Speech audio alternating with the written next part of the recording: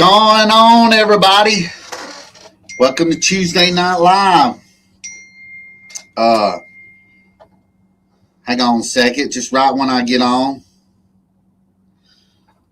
Chad's giving me a text saying he's going to be on in about 15 minutes, guys. So if you're joining in, I appreciate it. We're going to have him on in about 15 minutes. I'm going to go ahead and set this up for him. He said he got done working, had to get home, eat supper, get a shower, all that good stuff, you know.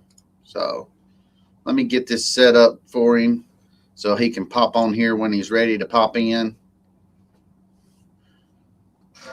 What's up, man? What's going on, Stacy, man? What's going on? Cobra Commander. Yeah. That's what I wanted to talk about too, man. I had a great time today. If you watched the video today, Stacy, he's in the chat right now. He asked me to go eat breakfast with him, and he wanted to talk about lawn care. He wants to learn the business and figure it out, and bounce some ideas off of me and all that. So I had a great time. Talking to him today. And if you noticed, I got the cowboy hat on today. This is my staple anyways. Y'all ain't saw it in a while. So I said, to heck with it. I don't have to have the ears anymore. And I got my mic up above my head.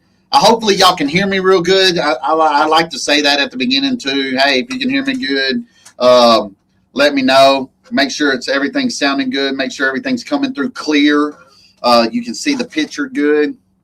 But yeah, man, it was an awesome time, man. And I told him next time, I said it in the video, we got to go to the taco truck next. Definitely got to hit the taco truck up next time. So, yeah, he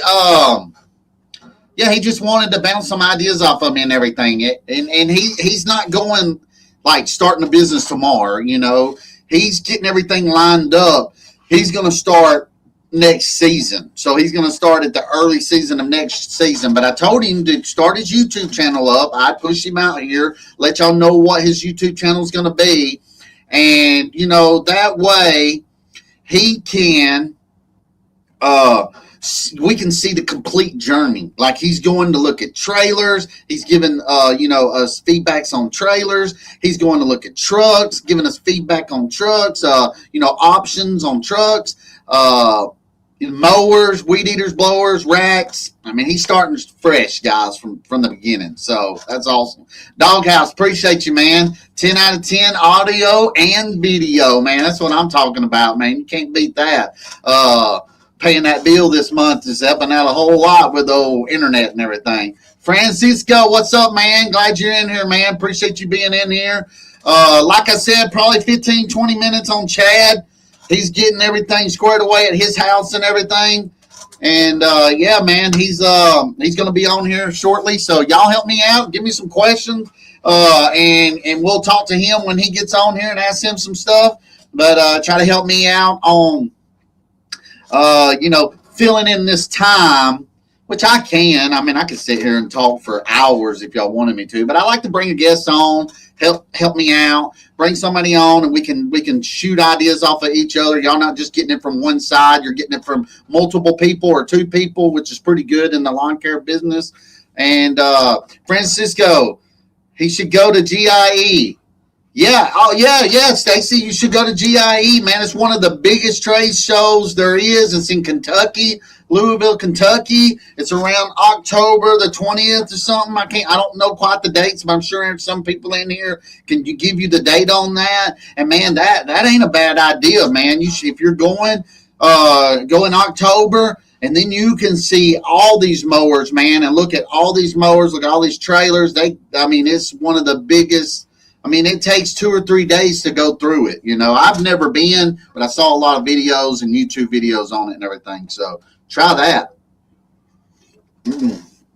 But I wanted to talk about too, guys. I get checks still from some of my customers, and it's just because I got customers I've had for so many years, man. I mean, they're old school. They'll leave a check under the doormat. They'll leave, a check wherever, they're going to leave it on their property, and they'll let me know where they left it and everything. But I had a lady leave a check this week. She wrote it in pink writing. She wrote the check out in pink writing, and the box where you have to write the amount, not the sign part, but where you write it out on a check. She didn't do anything. She didn't put anything on there. I'm like, what the crap? It ain't like I could go in there and write the number, plus I, like trying to rip her off or something like that. But I couldn't even write the amount that it says at the bottom. So I had to go to the bank. I hadn't wrote it on the bank check yet. And I asked the lady at the bank counter, I said, look, this lady, she wrote it in pink writing. You see it's for this amount. Can I write it up here on top? She said, yes, I have to physically see you do it. But, yeah, go ahead and do it. So I did that. I might change hats, man, because it's like getting in my way if I lean my head back or whatever. I didn't even realize that. I might have to run back up to the house and up to the top and grab a hat. So might do that. I don't know. But guys, that the check, man. I mean, y'all let me know if y'all ever had that happen to y'all, whatever, where somebody writes a check out and don't finish it, and maybe they wrote it in crazy ink. I mean, come on, blue and black is a normal color for checks to be written out. You're gonna write it out in pink. Pink of all colors, not even red. I mean, it's pink. Where am I find a pink pen at? So luckily they were able to accept that check today, or I'd had to go back to her and make her write it out, redo it all, and everything's just, and that'd be another. That's why you want, if you can, get your customers to go to, some other form of payment or whatever instead of writing you checks and everything. So I get it. I get it. So does anybody have anything interesting to talk about tonight? Francisco said, Stacy, don't full pay price for GIE tickets. Most influencers have a 50% off code. I use Spencer. Okay. Yeah, you can pretty much, you're right. You can go to some of these people and you can use their code and plug it in when you go to order it and get a big discount on paying full price of the ticket and everything, if you're going to go to it and everything. So, Francisco, you're completely right. Let's see.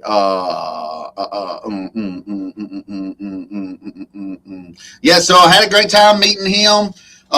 We'll meet again. Like I said, he's only about 45 minutes away from my house, or maybe less than that. I don't really. Stacey, how far are you from me? I'm thinking probably about 35, maybe 40 minutes. Maybe it could be less. And but yeah, man, eating breakfast out there at Gabby's, man. Gabby's is a good place to eat at, guys. It's a pretty cool little spot, and to eat some breakfast or whatever. So, and I'm a big time eater, as y'all know. So I can pretty much sometimes, pick out some really good spots. So let's see. Who all do we have in here tonight? Looks like we got 11 people in here so far. 12. He said he's about 10 minutes from Bug Tussle. Okay. That's what I'm saying. You're not that bad from me. Yeah, that's pretty cool. And that's pretty cool that he picked me up through YouTube, finding my channel. We that close together to each other that, we're doing properties up there and past where he lives and everything. A lot of our commercial properties. So his pricing, should be around the same as what we, talked about today. Should be around about the same pricing scale. People over in Georgia or people up in Chicago and all that, they're going to have a different pricing scale than what I have here in Alabama. But, me and Chad's might be a little bit different than mine. Chad's, further south Alabama than I am, more southeast. I'm more central west of Alabama. So I'm debating on selling all my equipment. Don't think I will ever recover. Man, Francisco, man, you just got to keep praying, man. Keep praying and something will happen, I hope. The good Lord touches you and, yeah, man, makes it happen for you, man. I wish everything but the best. And, it's sad because it's something I think you're pretty passionate about, something that you you like all of us others. So yeah, man, pretty cool. Let's see. Hit the like button, please. Jesse is in the house, and he said hit the like button. Please hit it. Smash that thing.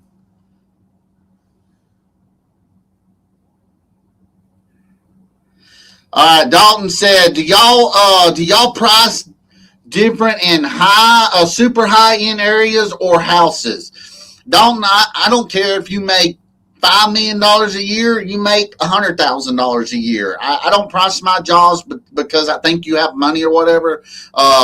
Rule of thumb, I price my jobs to what it's going to take me to do the job. I could care less how much money you have or whatever. To me, it depends on how long it's going to take me, how much effort it's going to take me, how long it's going to take me to get there, the manpower it's going to take to get it done, and then I give a price. It doesn't matter what, a high-end place, they might have bigger acreage than somebody with, not so high-end place. They might have a quarter or a half acre.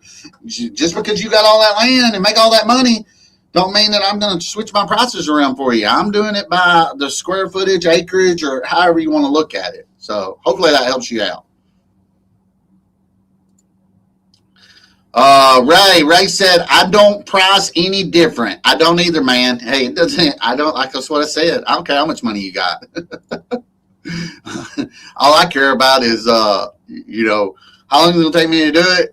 And I'm giving the right price, to me, myself putting the right price, and you pay me, to do the job for you. Good day, Lee and everyone. Rain here, so no work today, just maintenance. Hey, can't beat that, man. But we need to be working. But it's early spring for y'all, so that's good. You're needing that rain and getting your maintenance done and all that. That's pretty cool. So, welcome to the live, Brian. Welcome to the live. Let's see. Rich folks ain't trying to give me more than the poor people. You're exactly right, man. Some of my best customers are on fixed incomes, man, and they never miss a payment. They always pay on time, never argue about anything. They're just so grateful and so thankful. And I couldn't not totally agree with you on that, Ray, at all. Let's see. Just don't be that $20 guy. Know your worth. Exactly. Yeah. You know your worth. Make sure you're putting the money down, and, all that good stuff, So I have a 60 laser for you, Ray. Laugh out loud. Is it an X series? He said yes.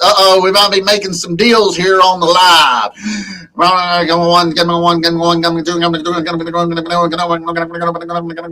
auction it off for you there, Francisco. Let's see. We will lose money if you try that. The rich people and the cheap people are most likely to turn down for the cheap guy. Yeah, they're most likely going to turn you down before the cheap person does. Exactly right. So, yeah, I totally agree. And Brian's with me too. I charge everyone the same. Exactly. I'm hoping I explained that right when I was explaining to Doghouse with his question. I think I was. I think all y'all are getting it. And y'all are agreeing with me on that. But yeah, let's see. Even the $20 guy can't do it for 20 these days. Exactly. He cannot. He's going to go super broke, super duper fast. Exactly. So, yeah, that's pretty good, guys. All right, somebody pop off another question to me or whatever, man. Till we get Chad on here and he gets into this thing or whatever. Let's because we need to get into the nitty gritty with Chad a little bit too. What's he's been up to? What's he been doing? How's his guys been doing? Just give him the whole get the whole 9 yards and get everything figured out with my buddy Chad. So who's that? Who else has got something to mention? Who's got something? Hey, I'm waiting. Okay. Now, see, this is where I get a little crazy. But hey, it's just coffee, guys. It's just coffee. That's all I'm drinking. So I do that to stay alert. Don't look all sleepy to y'all. Because, you can sit in here and talk for a pretty good while and Yeah, yeah. You get a little sleepy. You get a little bit so. So my guys, I've been starting to break everything up a little bit. I'll mention this real quick too, for maybe to help y'all out or to think about things. We do the banks, and they spend you know 8 hours a day on them banks. So we kind of narrowed it down. We got them working good. They both are getting it figured out. It's about 8 hours a day on weeding them banks. So what I did is I'll let them go to the bank tomorrow, and I'll let them go to the bank tomorrow, and then Friday, Thursday, I'll break it up, and they go up that way anyways, and do all the rental properties for the guys. That way, they're not killing themselves in 2 days of just straight doing them banks. So I kind of broke it up this year. I kind of split it up, and then Monday they'll go and mow it out and finish it up. But yeah, try to do that with your guys, especially in this hot time of year and all that, to keep them where they need it. I have a 4-gallon backpack sprayer.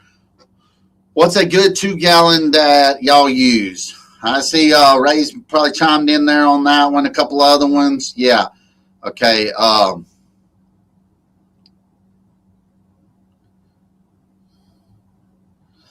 Let's see.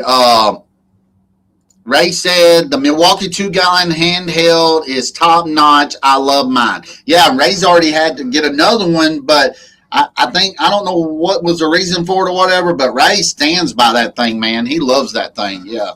The Milwaukee takes the same batteries, I guess, as his drills and all do. So yeah, he sets it in front of his mower and goes around spraying. So yeah, it's a pretty cool little setup. Let's see. Ray, your man Justin looks like that pole saw was whipping him. Learning curve to sure if you ain't ran one over your head before. I know these shoulders are. Yeah, I know his shoulders were burning too.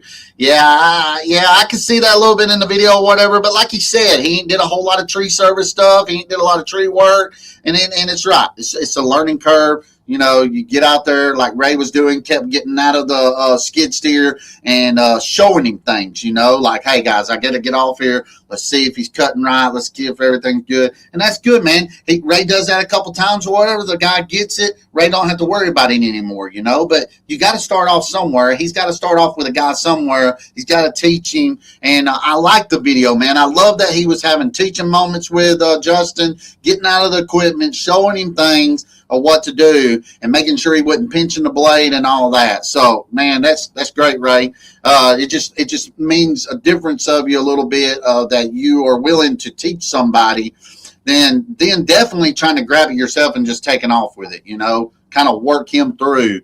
Because my dad, man, he was the same way. He worked in the mud, concrete and all stuff all the time, and he didn't like other people do it. So he was always in the mud and everything. So, that's why I try to teach people too, that, teach them, that way it makes it easier on you in your life and everything. So, all right, guys, here he is. We got him in here, man. What's up, brother? Billy, what's up? Sorry I'm a little late. Oh, you're fine. We made it work. They were answering questions, asking us questions. They didn't keep me too, not knowing what to say, what to do, just sitting there all with my thumbs and all that. But we good. Yeah, I just got done just putting everything in for the day.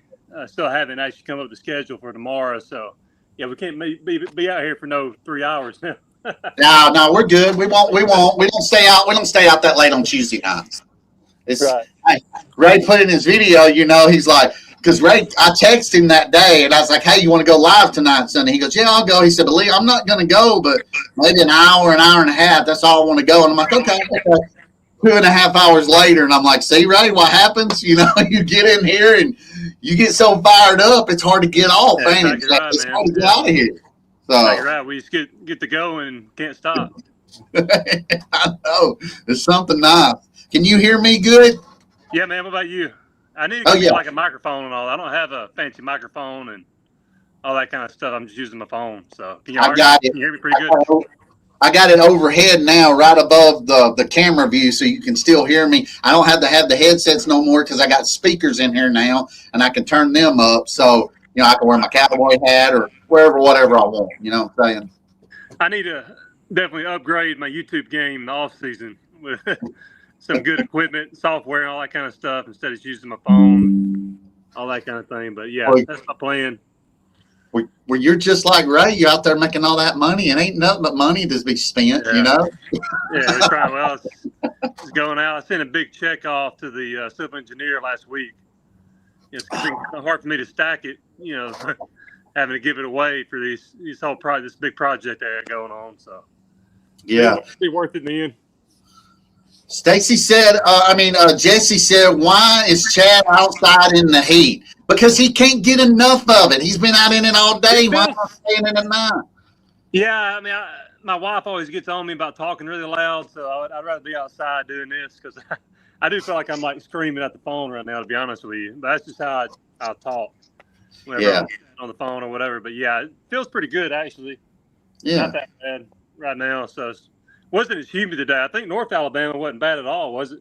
No, we've been having some nice weather, man. I mean, we've been getting into the 90s, but in the evenings it's been getting up. I mean, it's been in the 75s or something, but they're saying next week we could drop down into like the 60s, which is really pretty good. Wow. Yeah. Right.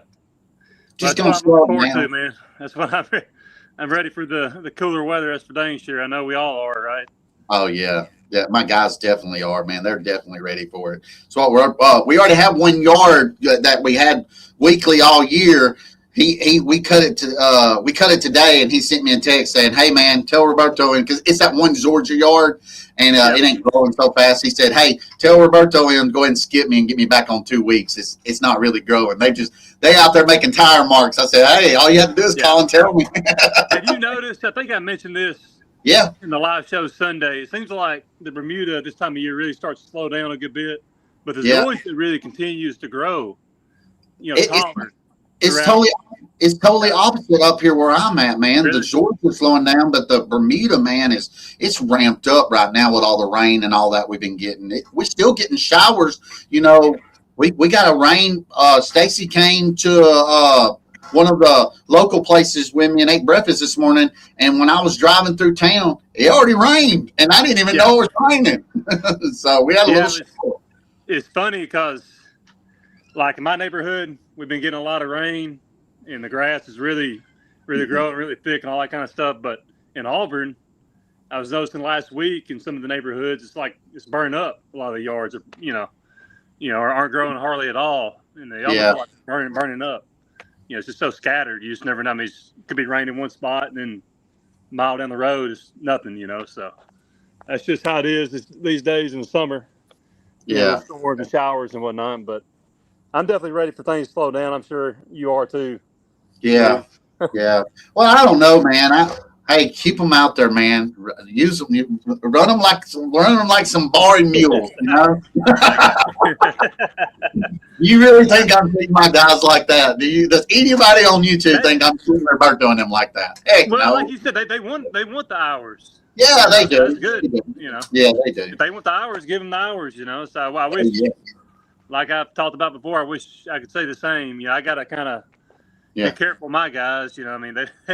You know what I mean? We'll get into that here, in a little bit. We'll get into that. We've had 2 really good days.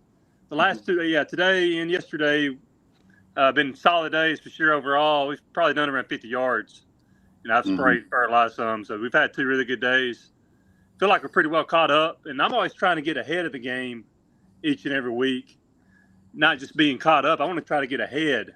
Yeah, same way, but yeah. We're ahead. We're running really good. We're running really strong. I tell you, I'm glad I don't have a whole lot of landscaping jobs at this moment now, just because we're so busy with the yards. That's the only thing. Yeah. So. Yeah, I've got a couple I would like to get done in the next couple of weeks, but just small, nothing big. With the machine. I haven't used my machine probably a few weeks now. I pulled up a dead tree for a person up the street, but I haven't used it since. I've just been so focused on mowing, and obviously, like you said, with the grass growing like it is, trying to keep everybody happy. So yeah. And there's money to be made mowing grass. Don't let anybody fool you. I mean, if you can get the density like me and you and Ray talk about, got the right equipment and decent guys, assuming they show up, and you can make some really good money. And throw in some spraying here and there, some fertilizing. That's my recipe for success, so to speak. So yeah, man. Yeah, I get it. Yeah, I mean, you look at like you got so many properties or whatever. You got 2 crews going. I mean, you're killing it out there. I mean, you're doing great. I'm excited and can't wait to see what you do with this building and everything. That's what I'm saying. I haven't had a chance to. I know some people commented on my video. I haven't had a chance to respond, but did you see it, Lee? Did you see my video? I haven't watched your video yet. Okay. No, Yeah, you did a video tonight, right? Yeah, I had it. I haven't watched it yet. I uploaded it last night and scheduled it for 5:30, I think. But I haven't watched it or anything. But Ian and I think Jesse commented, and Brian Elliott, some other people, but I haven't had a chance to comment back. Trying to get everything taken care of, so I get on this live show with you, buddy. Yeah, hey, I appreciate it, man. I appreciate you being. You and Tank and Ray did an excellent live show Sunday night, by the way. I thought it turned out really good, man. Ray, you know him. He's always got good advice, good things to throw in, and Tank is growing with me, in this live, and man, he's throwing out some good questions to ask people and all that kind of stuff. He, he's got his kid playing football now, so Tuesday nights they're going to kind of take away from that. But hey, anybody's welcome to be on here. Anybody's welcome to get in here, and if you want to start, coming in on Tuesday nights, hey, that's totally great. I love it. I love talking. I mean, we've talked about it. Me and you, we can. There's no telling how long we would talk, in front of a campfire, right? Oh yeah, definitely. I'm the same way, man. I could talk for hours. A lot of times it helps me for somebody to give me a topic. Once I get a topic, I can run with it. You know what I'm saying? But my mind, it's that education, dog. I mentioned this Sunday, Lee, and I think it'd be a really interesting topic for us to discuss. It's me and you have, the experience on mini skid steers, and Ray's obviously got the big one. I think that'd be a really good discussion topic on a Sunday night live show. Is talking about mini skids and big skids and just, the advantages and disadvantages and all that kind of thing. Just a round table discussion talking about mini and big skid steers. Yeah, and I think it would be in 3 different classes, but see, because mine would be the smallest class because I only have 2 pumps, so I'm limited to what I can do. And then where you have a mini with 3 pumps, you're more than me. And then Ray, the big dog, that can do majority of anything. But what will hurt him, like getting in gates and all that, where you will shine, but like you're going to shine more than me because your machine will do more than mine will. So they're different attachments. Yeah. I can't run a stump grinder. I can't run a mulcher or anything like that. That's going to require that third pump. You know what I'm saying? But I can use a bucket, grapple, forks, all that kind of stuff. I can really. Obviously I can't do in terms of the scale, in terms of like bigger jobs, but I can really do anything that Ray can do with the attachments that I have. Smaller jobs, but I mean, I'm not going to get into any kind of big mulching. Me and Ray talked about me getting a mulching head. I don't think I'd want to invest in one of those. I got the brush cutter. I think that makes more sense, but as far as a mulching head for the mini, I don't think I'd want to do that. I don't think that makes a lot of sense to me. But I mean, as far as being able to, tear the ground up with a Harley rake and, obviously the stump grinder and all that, I mean, I can, pretty much do anything Ray can do for the most part, just not on a bigger scale in terms of job size and all that. I wouldn't want to get anything kind of bigger jobs that he can do because it would just take me longer. But anything that's smaller and manageable, I can pretty much do, That's what I have, so. Well, we got Mayberry in here. There's a lot of people in here, but what I'm seeing that I hadn't said hey to, we got Mayberry in here. What's up, man? Appreciate you being on. James, we got James on. Appreciate him being in here, being a support with us. Ben, what's up, Ben? Hey, Relentless Ben on here. So what's up, man? I saw Ben's comments. I haven't had a chance to comment back. I will, though, bro. Yeah, yeah, yeah. He's in the house. That's good. Let's see. Chad, did you end up? Doghouse is asking a question. Let me put it on the big screen. Chad, What's did up, you Dalton? end up getting the deck level on your Skag? I found they are super easy to adjust after messing with mine. I haven't yet. I mean, it's not even all that really noticeable, really, unless I cut below 2 and 3/4. As long as I'm at 2 and 3/4 and above, you really don't even notice it. And I just haven't had time to really fiddle with it, to be honest with you. But I definitely will. But yeah, that makes you feel good. Other people have said the same thing, so I just haven't had a chance to really fool with it, or And really think about messing you with it. said it ain't so bad out of line. You can raise that deck up a little bit, and you won't even notice it. Yeah, You know what you I'm don't even saying? notice it. The only time Yeah, I notice it is when I'm cutting lower. If yeah. it's 2.5 or lower, Mm-hmm. you'll notice it more. But the I ain't higher it trying to do is, anything right now. yeah. I ain't cooking nothing But low right now. I've got it on the truck that Cam uses, so I'm Okay. not using it a whole. I used it a little bit Saturday. I Mm-hmm. don't even think I've got 50 hours on it yet. It's close to 50 now. But they use the Yeah. Walker a lot more probably than the Skag, to be honest with you, on the yards I have them doing. Mm-hmm. But yeah, Cam uses it. He really likes it, and I like it too. I'm getting the hang of it more and more, and all Mm-hmm. that. I'm gonna do a video. I think it'd be a good video topic. Comparing the two new mowers that I have, the Laser Z and the Yeah. Skag, and tell which Yeah. one I think is better and all that kind of stuff. But I'll probably do Or that in what the fall. advantages you have with one or the other? What advantage Oh has yeah, one or the other, and all that kind I of feel stuff. like I've used them enough. And of course, obviously, I've got a lot of experience with Laser Z's, the X Series mowers in general. Mm-hmm. But this new one is definitely above my older models for Yeah. sure. Yeah, I mean, I feel like that'd be a good video topic, to discuss, the differences and things I've noticed about both of them, just for Mm-hmm. people that are interested in mowers and the different brands, stand on, sit down, all that Yeah. kind of stuff. I feel like I can give, a good discussion topic and some good pointers and things for people to consider that are thinking about buying a new mower. Everybody loves the new mower videos. It's Yeah. kind of Yeah. fun. Yeah. Yeah. You You get know what good I mean? views Like on it and everything. Definitely. if you Uh, post about a new mower, it's like, man, you get a lot of views on those. But yeah. uh, Jay Myers in the house. Taylor is in the house. Appreciate y'all being in here, what's up, guys. guys? Ray said lower cuts always expose a deck issue and ain't close. Like he's saying, there's nothing close. We all know pretty much is what he's saying. Laser Z's is top notch. Whatever. Okay, go ahead, Ray. Hey, I asked Rock Ray it up, Ray. which mower does Ray think I'm going to say is better, the V Ride or the X Series? I think Ray knows. But hey, God bless.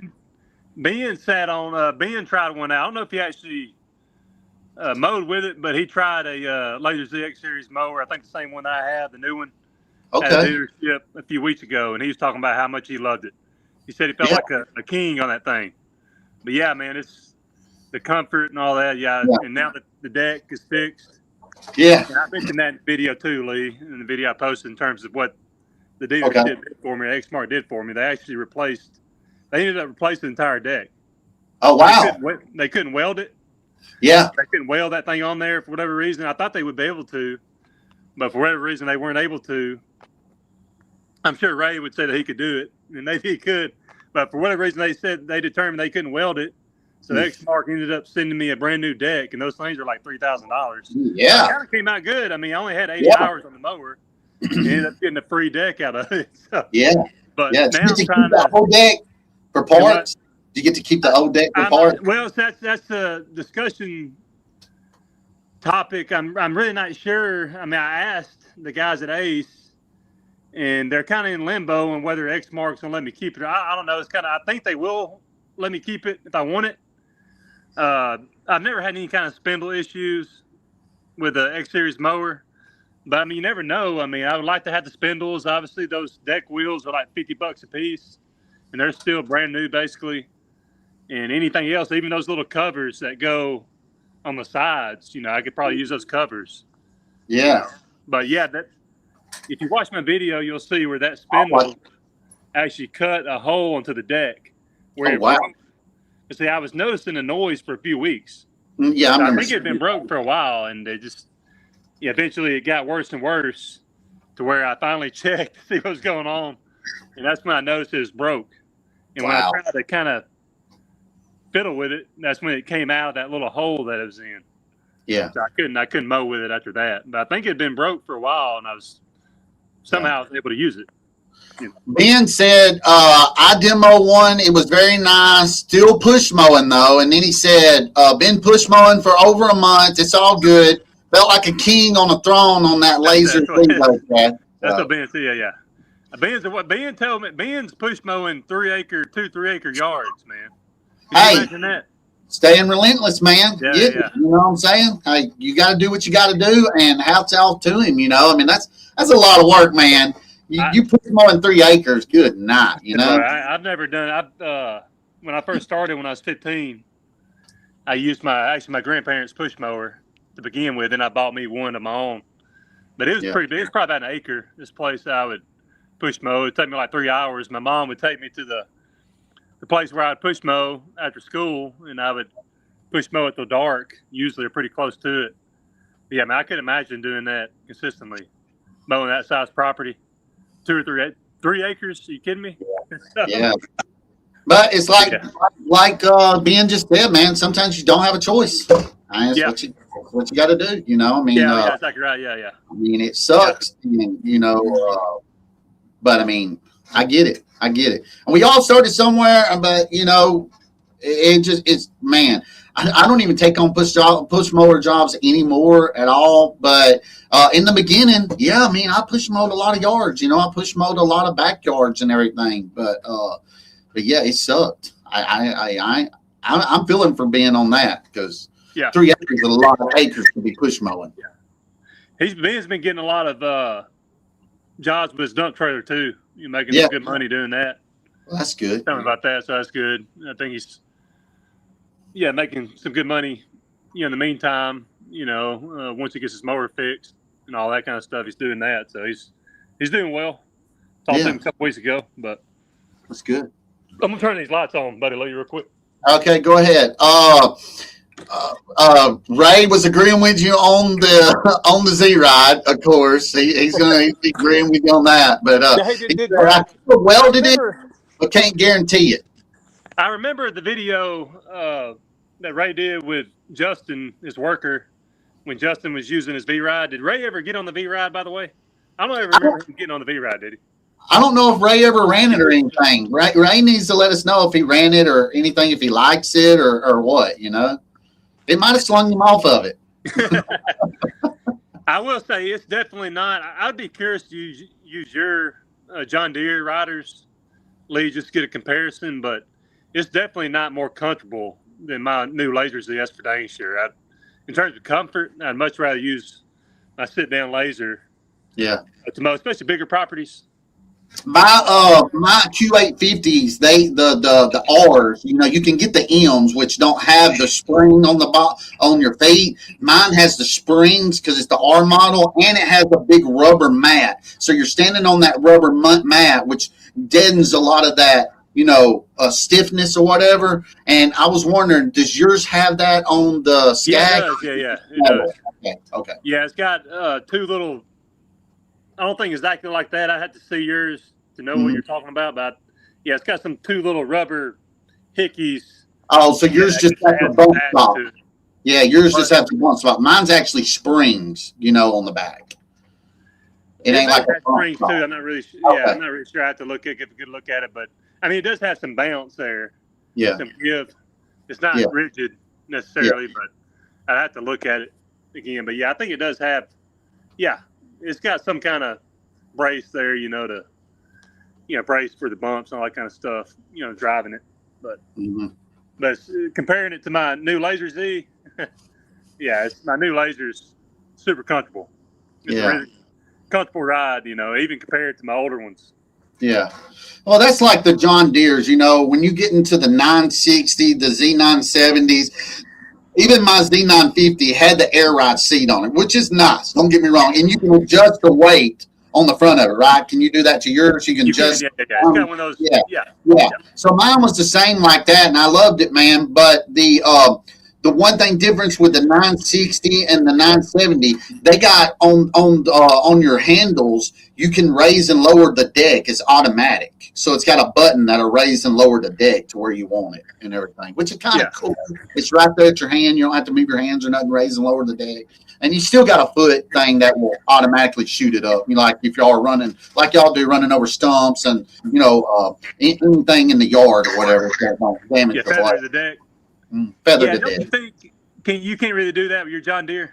I can. A lot of people are like, well, the reason I can is because I'm used to running them and I can drive that thing with one hand. So the other hand, I can just raise it up. So my thumb will do one of the controllers, and then my palm will do the other controller, and then I can run it like that. And then when I go to back up, 2 fingers on one, 2 fingers on the other one, and I can back straight up. I was noticing that too. I'm just not obviously experienced enough on the Sky B ride yet, but yeah, I have tried to operate it with one hand. Mm-hmm. I'm just not there yet, but I've noticed that if I can get where I can do it with one, I could feather that. I could lift the deck handle up. Yeah, I'm about to do that, but I'm not there yet in terms of driving it. One hand yet, feeling comfortable, but. I've been running a stand-on since 2009. I had a grandstand in 2009, so I've been running a stand-on for multiple years. That I've been in business. So let's see who else has got something. Ben said something again. He said that air ride seat is life changing. I think it's. I took it sideways on a steep hill and stayed straight. Never felt like it wanted to point me down hill. So I mean, it was keeping a heel real good for him, and I guess the seat was making him feel more comfortable with it and everything. So that's good. I know Ray does videos talking about this as well. I know people in terms of the stand-ons on hills and be able to maneuver on those hills. I still would feel more comfortable on my laser on a steep hill. Yeah, my guy up the road.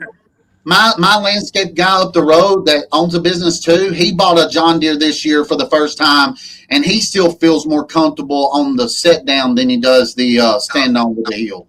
But John Deere has these little kickers on the back of the fenders, and you can stand on them and stand 1 foot on the platform and 1 foot on the outside the fender on the little foot peg. And when you're doing a heel, your mowers turn like this, but your body's straight up. So I mean, the mower's turning sideways, but you feel more comfortable because you're more straight. You're not leaning with the heel. You know what I'm saying? Or like when you're sitting on the mower, you're not having to feel like you're leaning this way to put more pressure on that tire over there. You know what I'm talking about? I had to sit down for a long time. I try to keep that my weight over there on that back side. When I'm going down that hillside. So. And I'm just curious. I'm sure you agree with me, Lee. Don't you feel like stand-ons are probably better for shorter guys? I mean, someone that's, I'm 6'2", 6 foot and above. I mean, obviously, the taller you are, probably the less. Yeah. I feel like I'm 6 foot, so we're about 2 inches apart from each other, and that might be a big difference, in a lot of cases they say. But it don't feel so bad to me, Now my son, he's 6'4", and it does feel a little weird for him. Yeah, you're mentioning yourself. Did your son like it? Does he like to stand on or sit down? My son, I don't know. I don't think he's been on them long enough or whatever to see. It's just something that he wasn't chasing, trying to do. He's playing sports year round. I mean, he would get on them and everything. I'd have to ask him. I think he would like to sit down better than he would to stand on. Just something that he never got comfortable with on a stand on. I always ran it. I always ran the stand on. Let him run the sit down. And I felt safer with him. I felt more safer with him being on the sit down than the stand on. Because the stand on, if you get in a place, man, it'll sling you off of it. Right. One thing I've noticed, I will say, I mean, I think I actually have a lot of fun on the stand on. But if I'm going to be mowing for more than 15 minutes, I'd probably much rather be on the sit down. Mm-hmm. Just throwing that out there, but it's something I've concluded, in terms of which mower I prefer to use, given the yard size and all that. But for smaller yards, it is quicker, maybe a little bit quicker. You get That your sort of turn. thing. So You can turn your turning radius and yeah, everything's a lot faster. You're up above, you're looking at the ground. I feel like you can go a little faster. I don't know, because I mean, I've had both of them. I've had to sit down for years because that's how I would run for years and years. For 10 years, I had a sit down and a stand on. That's the two mowers I operated and run. So I've done both of them, and I like both of them in some situations. Some situations, say we're cutting a 6 or 7 acre property, and I want to sit down for a minute. I will run it. yeah, And there's times where I like the stand on because it's not, the sit down beat my back half to death. It feels like, even though I have that air ride seat, but when you're sitting here doing this, it still, you bump the side of your arm things or whatever. You're constantly hitting your body somewhere, and it gets kind of aggravating. So, yeah. let's see. Brian said he loves the air ride seats. Dog has said the Skag is definitely a bumpy ride, but my back doesn't hurt like it did with my radius. And had no air ride like the Laser Z do. So, I mean, he's liking it because he's standing. But I mean, if he would have had instead of the radius, the Laser Z, there would have been some difference there with that air ride seat than a seat that don't have no gear, because man, I started out with one of them, dude. I couldn't imagine going back to something like that, Chad. Yeah, yeah, yeah. First, no suspension at all. I bought my first Laser X Series mower back in 15, and I was actually using a John Deere before then, Lee. And obviously, I know the John Deeres are better, so are the X Marks. 10 plus years later. But the main reason why I got the Laser Z is when I brought that John Deere down here and was mowing with it, I noticed whenever I would cut the thick Bermuda or weed-free yards, that it would leave blade marks. Like you could really tell where the blades were going over the grass. It really wouldn't cut it super smooth, super clean. Now, did they have that pro? Did they have that Pro Iron 7 deck then when you were doing it? Because Yeah, it did. They had the same deck. Okay.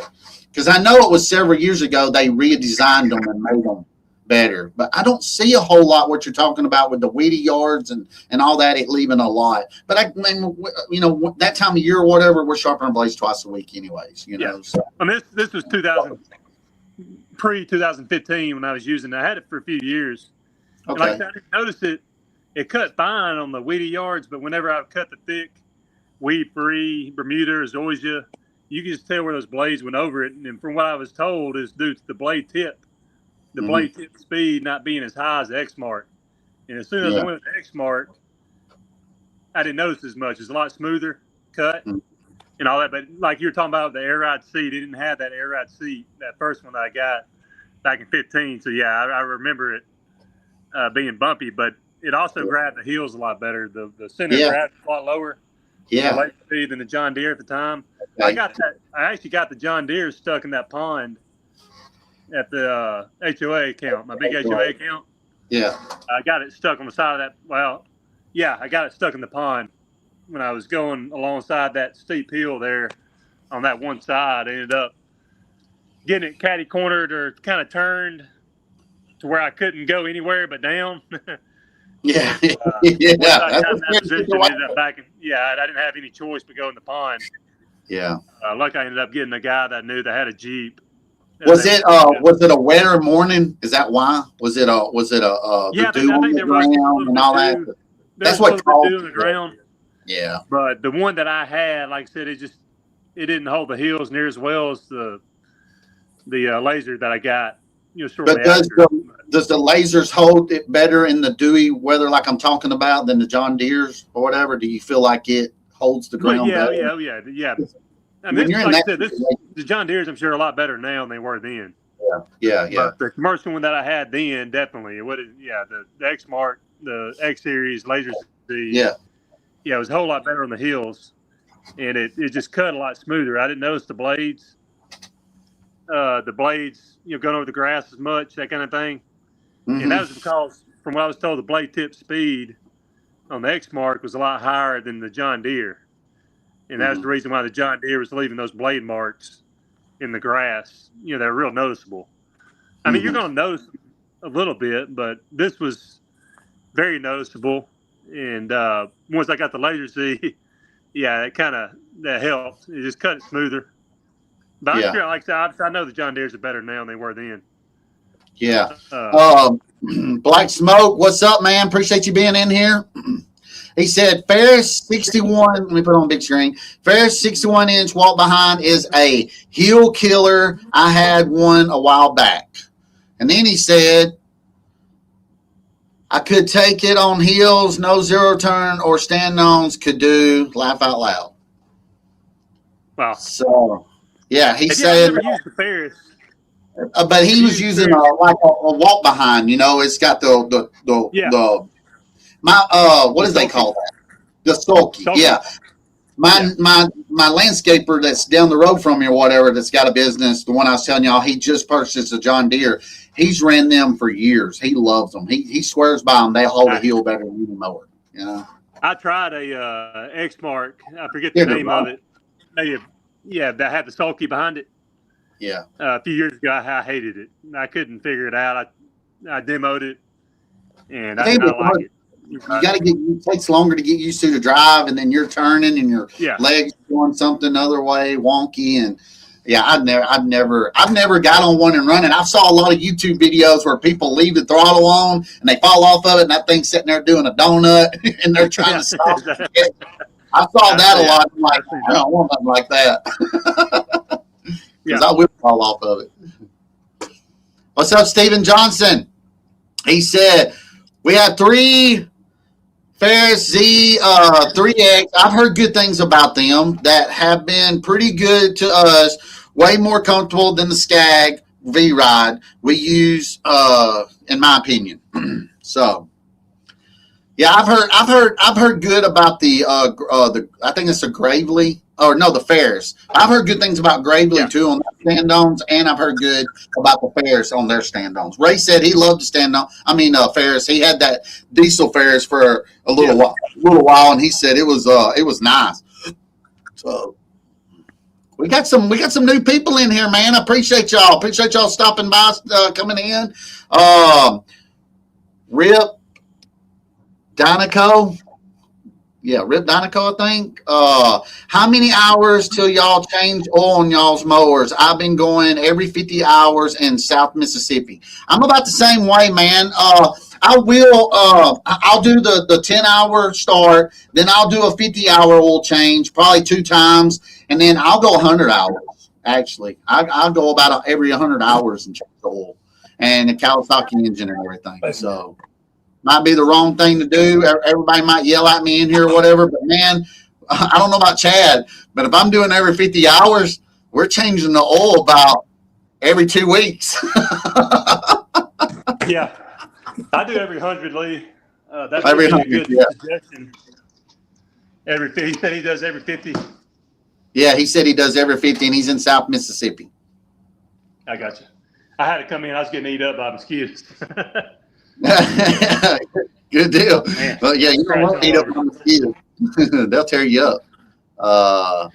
Speaking of getting tore up, last week I got stung. Oh man, here we go. By wasps and yellow jackets. So that's something we all need to be looking out for. We talked about it in here before.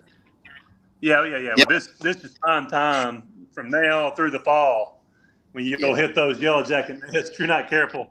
I mean, obviously, there's a lot of times you can't do anything about it, but there are certain areas, especially like in natural bed areas, that you're going to find them. So you just got to be careful when you're weed eating, around natural bed areas and just, walking in them and all that kind of stuff, because they will obviously tear you up if you're not careful. I only got stung a couple of times.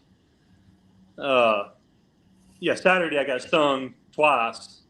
I think it's about the same yellow jacket, but lucky there wasn't a swarm of them. I think it was just a couple that were just flying around, close to where I was mowing at, and I took them off. So, but yeah, we got to be watching out for those yellow jacket nests from here through the fall. I guess they typically go away when it gets cold, but Man. Ray goes, I change oil every 3,000 hours. I should say, what is that? You change oil? Has Ray started sharpening blades yet? By the way, I don't think he has he? Bingo. That's a daily oil change for you, Ray. 8 days a week, man. Oh me. James said he changes oil every 50 hours, and he's got Kawasaki engines too. So the oil filter and oil. Yeah, I do the same. Every time I change the oil, I'm always changing the filter with the oil. I never not change the oil and then leave the filter on for the next go around. I always change it when I change it. So every time. What about the fuel filter, Lee? I usually skip the fuel filter every other change. Or I go longer. It looks like it's kind of worn out. You leave it on there, or do you change it every time? No, I change it once a year. I change the spark plugs, and I change the fuel filter and the spark plugs once a year. That's why I change them. I got you. Yeah, generally I'll do every other oil change. I'll change the filter. I'll just kind of look at it. If it looks like it's kind of worn out looking, then I'll change it. But if it still looks kind of like it's in good shape, then I'll just leave it on there. You know, that's typically what I do. I know a lot of people will change it out when they change the oil, but I'm not as worried about the fuel filter. I figure obviously you must not be as concerned either. Yeah, that Rip guy, he said, I'm going to start calling him Rip. What's your name, man? So I can call you by your name. Hopefully I can try to remember it, but I'm going to start calling you Rip from Yellowstone. But he said, do y'all run 93 octane in your mowers? I run 85, man, and a lot of people might say anything bad about it or whatever, but we're running these things so much, man. We run them in the wintertime so much. I don't ever have problems with my mowers for running for regular gas, and I just run them, you know, so he said it is Rip. Okay, good. What's up, Rip? Yeah, I just run the regular gas. What is it, 88? I don't know. Octane. Just the regular unleaded with the regular unleaded, man. We're burning through it. You're running it fairly often. Even your stick stuff, I don't think it's that big a deal in terms of ethanol. But I mean, if you want to, obviously you're going to be better off using the non-ethanol. But I don't think it's that big a deal if you're running it often. Yeah. You know, one thing I do too, Lee. Yeah. Go ahead. Well, I was going to say I agree with Ray. Now, occasionally I will throw some seafoam in mine, but usually it's like through the winter months. I'll pour some seafoam through it, and say we're not working, I don't know, January to February. I might go out there once a week or something, crank them up, let them run for 5 minutes with the fuel and that seafoam running through them, and I will do that, you know. But as far as just running the regular gas through it, that's all I run. So go ahead. I'll try to like my chainsaws, if I know I'm not going to use my chainsaw in a while, I'll go ahead and empty what gas is in there and then run it, you know, just so I don't have anything in there. I try to do run that. It completely dies out. Yeah, run it dies out. Yeah, that's something I think that I can do a better job of and we can as well. If we know we're not going to be using something for a while, try to get in the habit of draining that fuel out and running it completely dry. That way you got to worry about that ethanol crap, you know, building up in the carburetor. So that's something I try to do. Not as good as I need to be.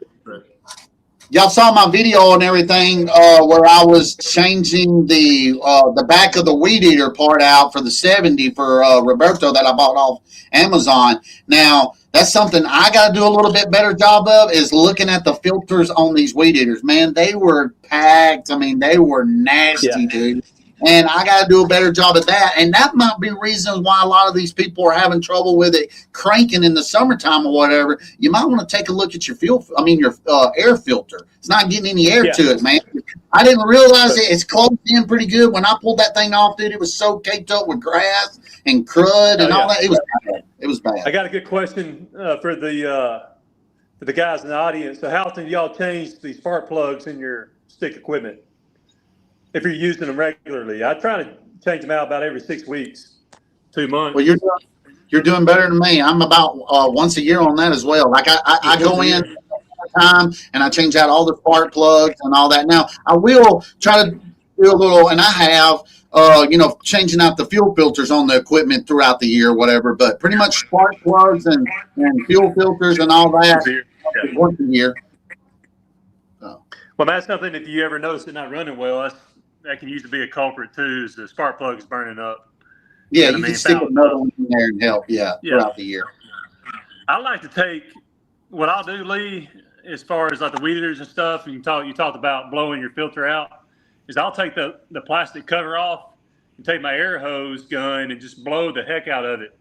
Get as much of that crud as I can around the carburetor and just blow that plastic cover, get all that crud and build up. Just blow it out. Just clean it off as good as possible. The filters, all that kind of stuff. Usually when I do that, that's when I'll change the spark plug as well.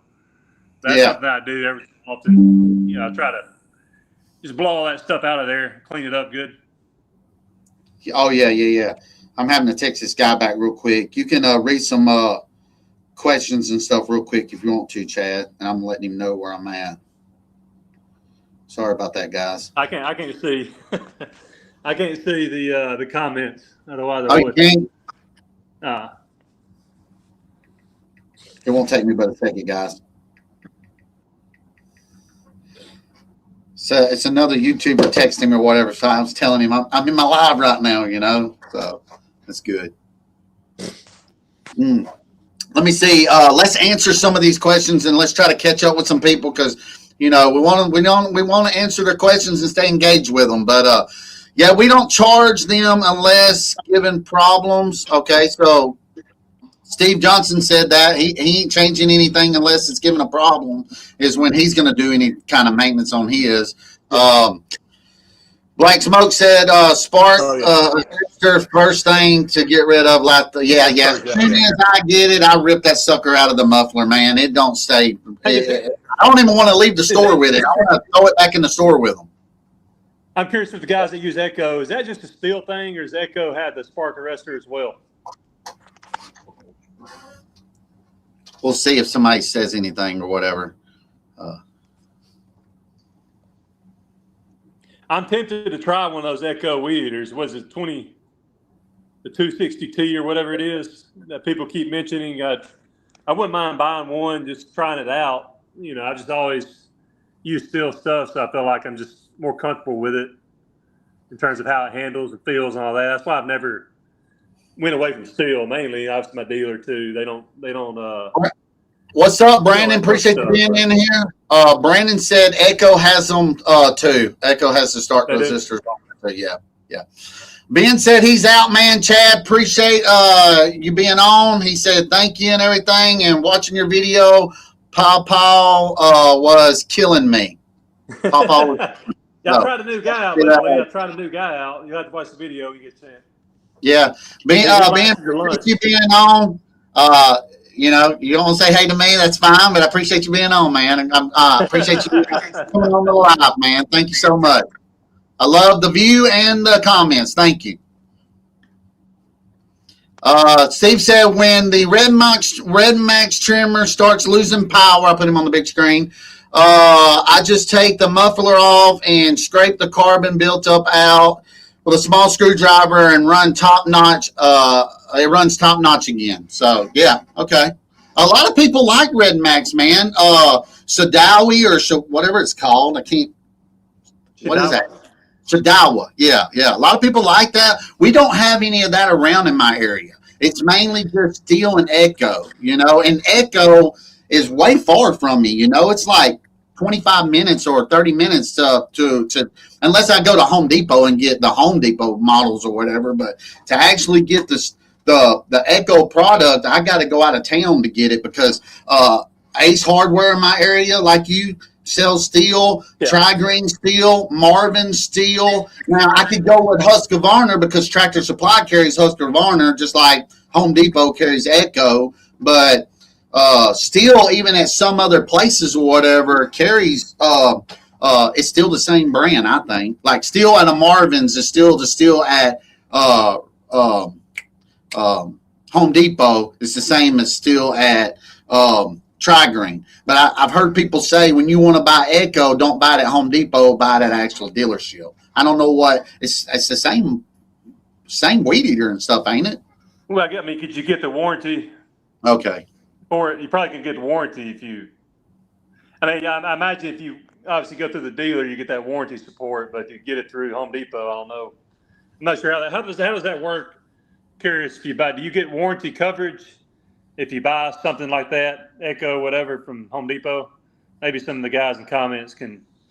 Yeah, let them know and say yeah. I know when you buy it at Ace Hardware, Marvin's, and Tri-Green, you go over there to their computer and they calculate it all in for you. You know your serial number and all that. But when I bought that Edger from Home Depot, I just bought it and they didn't. I didn't get no warranty or nothing. It was just a warranty from Home Depot. You know. Well, I mean, you bring up a good point, Lee. I'm assuming. I don't know how that works, but I mean, obviously, you're going to be better off getting your stuff from a dealer if you can. Just given that fact, in terms of warranty coverage, right? I mean, we don't really know if we get the warranty or not from buying it from a big box store like that, but at least we know if we go through a dealer, we're going to get it. So, yeah. Being you're good, man. If you want to call me tomorrow or something, if you know, we don't want to try to bring no drama on here or whatever. But you got my number. If you want to call me tomorrow, if I done anything or said anything, let me know. I'm here. I didn't know I done anything, but it's all good, buddy, on my end. He's all good, but don't worry. I'm all good. I mean, that's what I'm saying. It's fine. My dealer stopped selling Redmax years back. This is Steven Johnson. And we just ordered them online and fixed everything ourselves. Okay, so he does it all his own, his own self, try to do his own mechanical and all that kind of stuff. So I got you. Had to collect on that warranty from Home Depot is what Ray said. So just trying to answer some of these.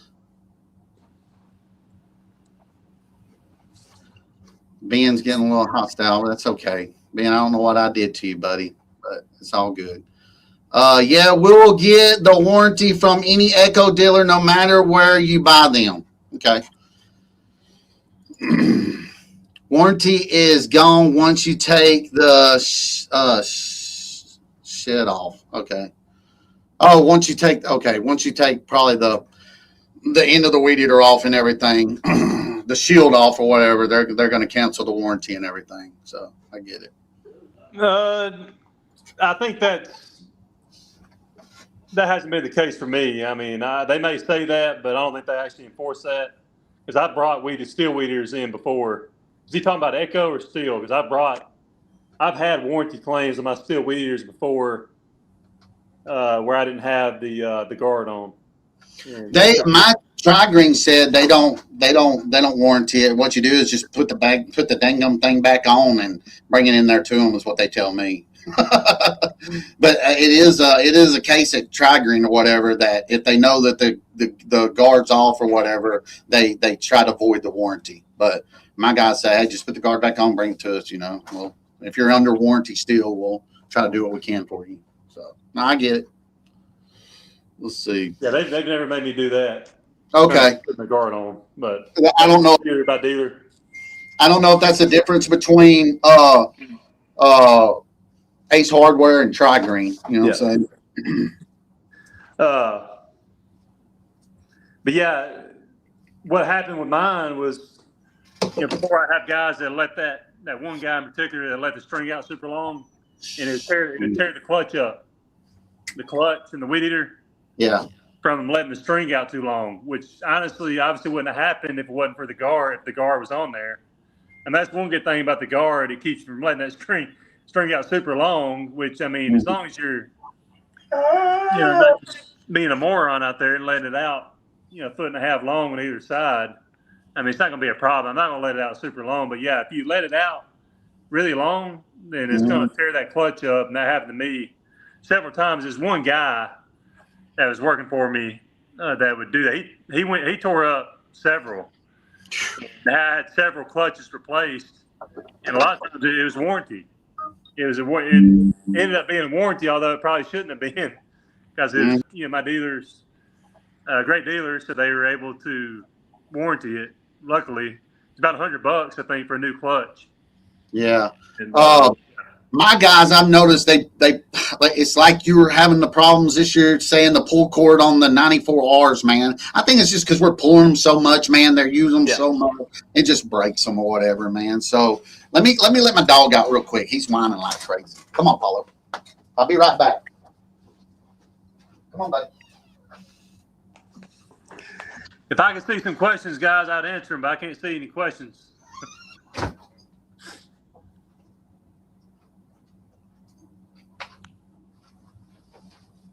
All right, I'm back. I just had to let him out real quick. He's sitting there whining or whatever. My wife and my youngest are at the junior high football game at the school tonight, so that's where they're at. So, does your son play? No. He's only 10. He's only 10, but he looks up to the 6th and 7th, 7th graders and all that. He looks up to them, so he's wanting to go watch them play and everything. It's a small school, You'll have K through 6 in a school, and then 7th through 12th in a school, in the same school. So they all see each other in the hallways and all that. So they want to go and watch. He wants to go watch some of his buddies that he looks up to play football tonight. Let's see. I'm really careful with the guard for both warranties and insurance, is what Brian said. Okay, Brian, we got you. I don't blame you. But how long do you get on a warranty on a weed eater? Is it like 1 year, 2 years, or something? Yeah, it's usually like 2 years. I think it varies if you're a commercial or homeowner used as well. But things like the steel is usually around 2 years, I believe. Yeah. Steven Johnson said, I can't trim without with a guard too many years without one. So that's what he's saying. I can't either, Steven. Yeah, I'm saying, well, I can't. You go through so much more string, too. Yeah. By the way, yeah, go ahead. If you got that guard on, obviously you don't want it to be short either. Yeah. So, and obviously the guard has that little blade on there that keeps it from getting too long. So, I mean, I've just noticed that whenever I have a guard on there, I go through so much more string, right? So, I mean, that's a big disadvantage. I like the string being a little bit longer. Not long. It's like I said before, you're going to tear the clutch up and the weed eater up. It's not made for that, right? The engine, but now I'll do it for a new guy, Chad. So like David, his still has a guard on it. Roberto's don't have a guard on it and everything. And then David can use his throughout the day on areas where Roberto's mowing. And as long as I tell Roberto to tell him, as long as it's not near any windows or anything like that, because he's still learning, And I had him since the beginning of spring, guys. But y'all know, man, it takes time to master a weed eater really good. You know what I'm saying? So I'm trying to eliminate the accidents. You mentioned the broken. Yeah, exactly right. You mentioned the broken windows. The longer the string, the more likely you're going to sling something. Rocks in particular. So I mean, that's the big advantage. Yeah. Having that guard, obviously, it's going to block rocks potentially, but it's also going to limit how long you get the string. Yeah. Which will reduce slinging rocks. And I think a lot of people like it because it takes away some of that weight on the end of the weed eater. When you take that guard off, you eliminate that weight. But I mean, if you're used to running it for so long with the guard on it, I mean, if you take it off, you're going to notice it, but it's not going to change your every day because you have the guard on there. Let me say this, Lee. I mean, as far as breaking windows and stuff, if you mentioned it with David not having a whole lot of experience and being worried about him potentially breaking a window. Once you get enough experience, if you're just paying attention, I mean, you shouldn't be breaking windows, and the few times I've broken them myself, the last few years, I've only broken maybe 2 in the last 5, I guess, 2 or 3, it's been my fault. Yeah. I just wasn't paying enough attention, wasn't being careful enough. And accidents your surroundings and all that. Yeah. You know what I mean? Like, so it's avoidable every time. You just got to be careful. Yeah, and that's why I can't really get mad at my guys for it because I have done it in the past myself. We got a lot of stuff on our mind, and we flip that weed eater up, and we do something different than what we normally do, and the rock shoots out, and it's like I don't try to get mad at my guys when they break something like that or whatever. I'm just like, accidents happen, and it's now if they were doing it every week and every time I'm having a problem with it or whatever, we got to do something different. We got to do something different. So we've only broken 1. Yeah, I mentioned that in the past. Yeah. a few months ago. I had to take an insurance claim out. Luckily, I did. I mean, I went ahead and did it because I haven't done it in a long time. It was this $850 window. So yeah, I ended up it was $300. I think a $300 deductible. So I got a check for $550. But I did get my insurance. Actually, it's on the wall here. I noticed. Yeah, my insurance premium went up. I pay bi-yearly or twice a year. It went up like $110. So Yeah. $220 for the year, I guess. But and it's never going to go down, Chad. yeah, I know. It's never going to go down. I might as well use it. I know we both talk about insurance being a scam, and I agree with you. But I mean, for the emergency scenario, Yeah, I got it. I gotta have it to have these commercial sites and everything. No, you know? Exactly right. Yeah. A lot of these places won't let you mow it if you don't have $2 million bonded. I'm $2 million bonded. So I think that's what I am. But anyway, Jesse said, "How are you liking the 94Rs, Chad?" I love them. Yeah, you guys actually helped me out. I did a video talking about them. So turning it and locking it. Talking about I didn't even the previous all my other steel weed eaters just had the traditional choke where you just turn the knob or whatever stick and you just turn it back. Well, this one you gotta push it in and then turn it right. And I didn't know. I didn't think I was wondering what it was for, but I didn't even think about that. I should have asked you guys. But what I mean you for that is that you owned up to it. You said, "Hey guys, y'all help me out." I learned something new today. I learned that you can turn that and lock it. There's some people on YouTube that they think they know everything and they they can't be taught. So I applaud you for that. Like you came out and said it on your channel and everything, which is kind of cool. I like to learn. And it has obviously been able to choke it the way it's supposed to be choked. It has helped in terms of the cold starts. Mm-hmm. My biggest thing, I know people obviously talk about it when it gets hot, and I was actually experiencing that today. I always try to just keep my stuff in the shade if I can. So if I pull up to a yard, I'll take my blower and I'll put it like under my truck, or if a tree with some shade is close by, I'll set it out of the sun. Because I know if it, as hot as it is now in the middle of the day, if it's sitting there in direct sunlight, it's going to be hard for it to start. Yeah. I don't know how. I guess the Echo doesn't do that, but I've learned over the years, as long as I keep it out of the sun and keep that plastic from getting overheated, which it did that today. Actually, the blower, and I actually took some water and just poured it on it to cool it down real quick. You didn't grab it? You didn't grab it and sling it all over the place? And I tell you, I saw that video and I was like, what an idiot. Hey, Chad, I want to ask this too, though. Since you leave it under vehicles and all that kind of stuff, be honest. Have you ever ran over one yourself? I did not, but you remember the guy that I had to let go back in the spring? Mm-hmm. He had set it under the truck, and instead of putting it behind the tire, he put it in front of it, and he forgot to put it back up, and I ended up running over the handle. Luckily, it didn't tear up the engine part. Yeah, but it did run over the handle, and it ended up costing me a good bit of money. Yeah, a bunch of stuff, but I ran over mine one time. I don't know if it was Roberto or if it was the other guy I had before Roberto. I drove off and ran over the whole backside, the fan side and everything, and had to replace all it. And it was pretty expensive.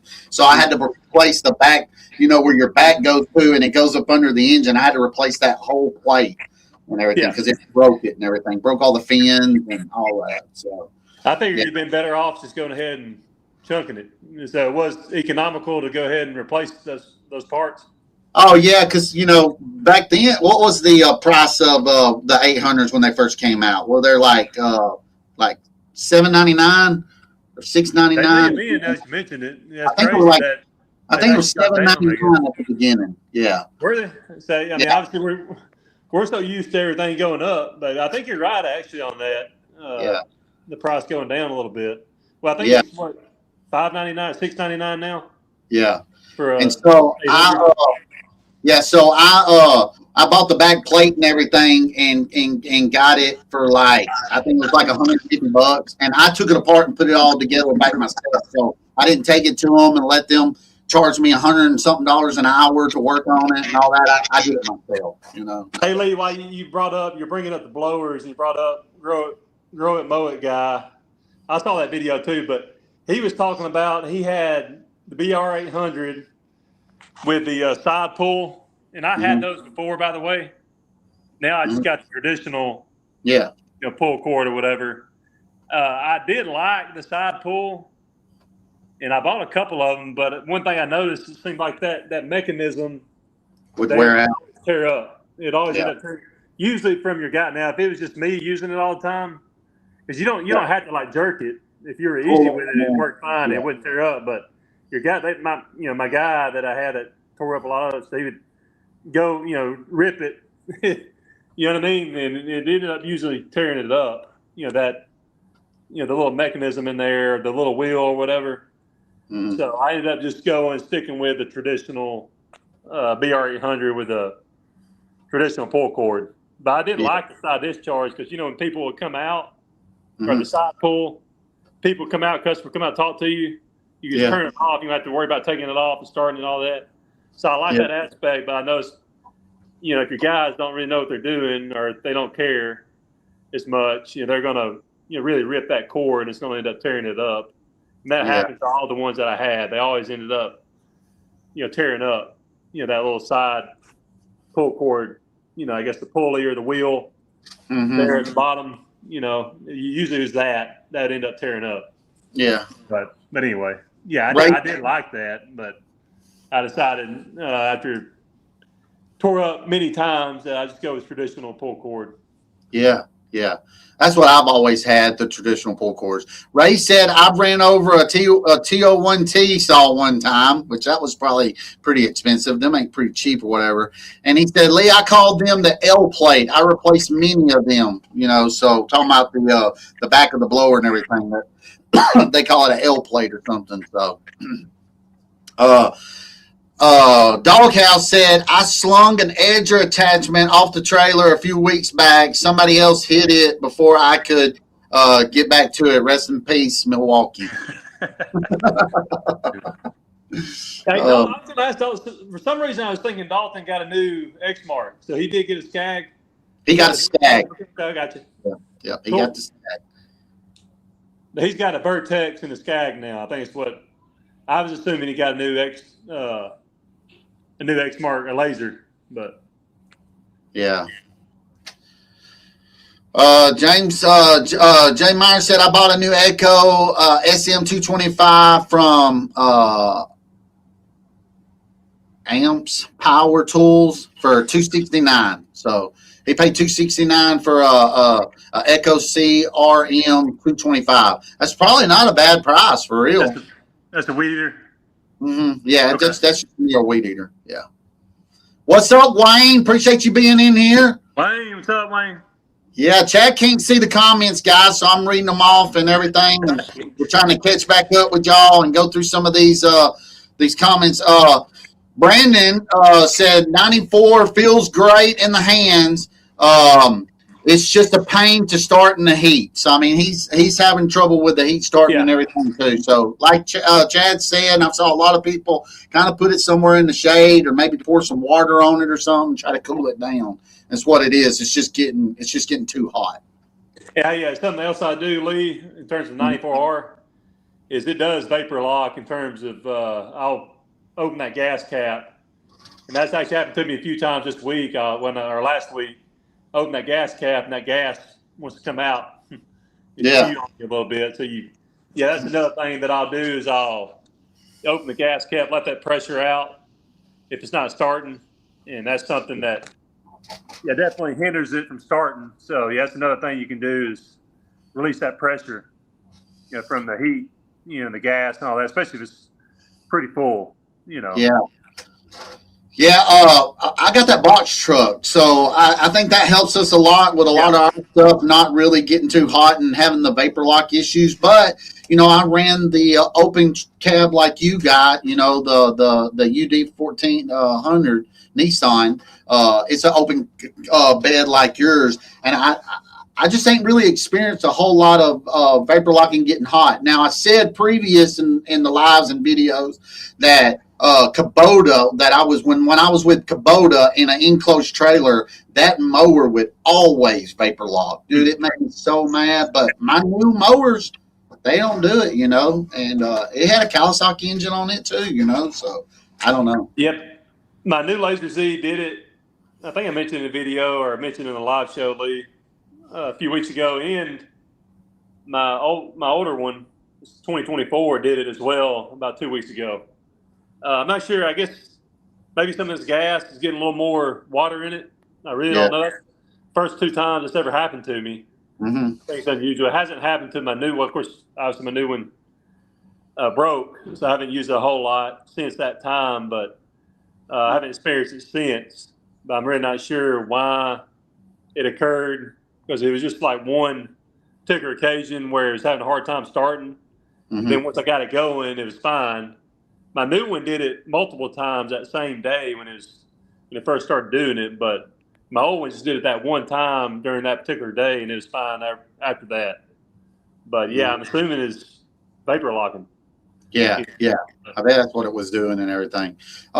Jesse said, put it in the truck with the AC running. That'll help y'all out with y'all's weed eaters and everything. I just got the single cab. I can't do that. I ain't got it. You got the room, huh?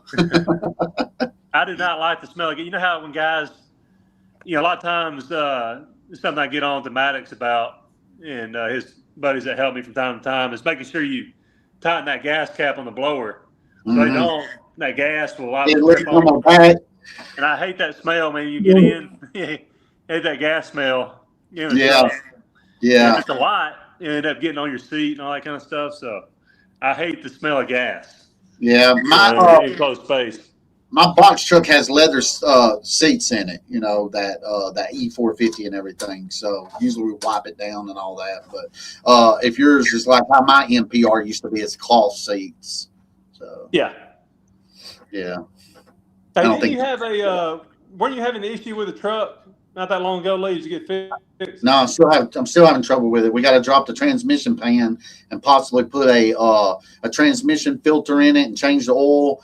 And I just ain't even worried about it right now. I mean, we're running that other truck and all that. Me and Ricky's going to look at it probably this winter or whatever. Once it starts, the season slows down for Ricky and everything too. We're going to get in there in the shop and pull it in there and drop the pan and maybe put a new filter on it or something. If not, I done told everybody I'm gonna buy another one of them E450s and stick that on the stick the same. I'd like to maybe go with you sometime one of these auctions or wherever it is you go to find these deals. And you can find them now. You can find them E450 trucks on Facebook for $4,000 with right at 100,000 miles. I mean, you can't beat that. Yeah. Wow. There's 2 of them right now. One's up in Huntsville, which is about an hour and a half away. But heck, I don't care. Me and Ricky will run up there. I'll buy it and I'll drive it back, and Ricky could follow me back and everything. But I ain't had a problem with mine besides I'm having an AC problem now. I done put a new AC blower on it and still tripping the breakers on it for Roberto and them. My next option is to put a AC clutch on it. So Ricky's going to put that in time and pull it in the shop. We're going to try to put an AC clutch on it and see if that fixes it. But he's going to get his own readers and all that and see what's pulling the amperage away and putting too much in to blow that 50 ampere fuse. Ricky knows how to do all that. When it comes to that, I give it to him. You know what I'm saying? That's a big deal, man. I wish I had somebody that I could go to, in terms of fixing stuff like that, cars and vehicles. Yeah, like you got a ace in the hole there. Oh yeah, and I pay him everything that he asked for. I never said, hey, will this be good or whatever. I let him come up with a number first. I'm like, how much is it gonna cost, Ricky? And he's like, after you buy parts and everything, I'll probably charge you this. And I'm like, are you good? And he goes, yeah. And sometimes I'll give him extra, you know what I'm saying? Because he does, he tries to go a little cheap just because thinking that buddy deal. And sometimes I'll throw him an extra 100 or 150. And he's like, you ain't got to do that, dude. You ain't got to do that. And I'm like, yeah, I do. Yeah. You don't know how hard it is to find people to come and do things. I'll be down 3 weeks. Ricky can get off work, come by my house, and fix a truck that evening, and we're back going the next day. If we have to. I mean, he put a transmission in my truck in one day. The maroon one that went down, we went to the junkyard. The one we bought it from had 110,000 miles on it. We took it off. I helped him, brought it back to the house. He installed the transmission and everything. That night, we stayed till like 10:30, 11 o'clock that night.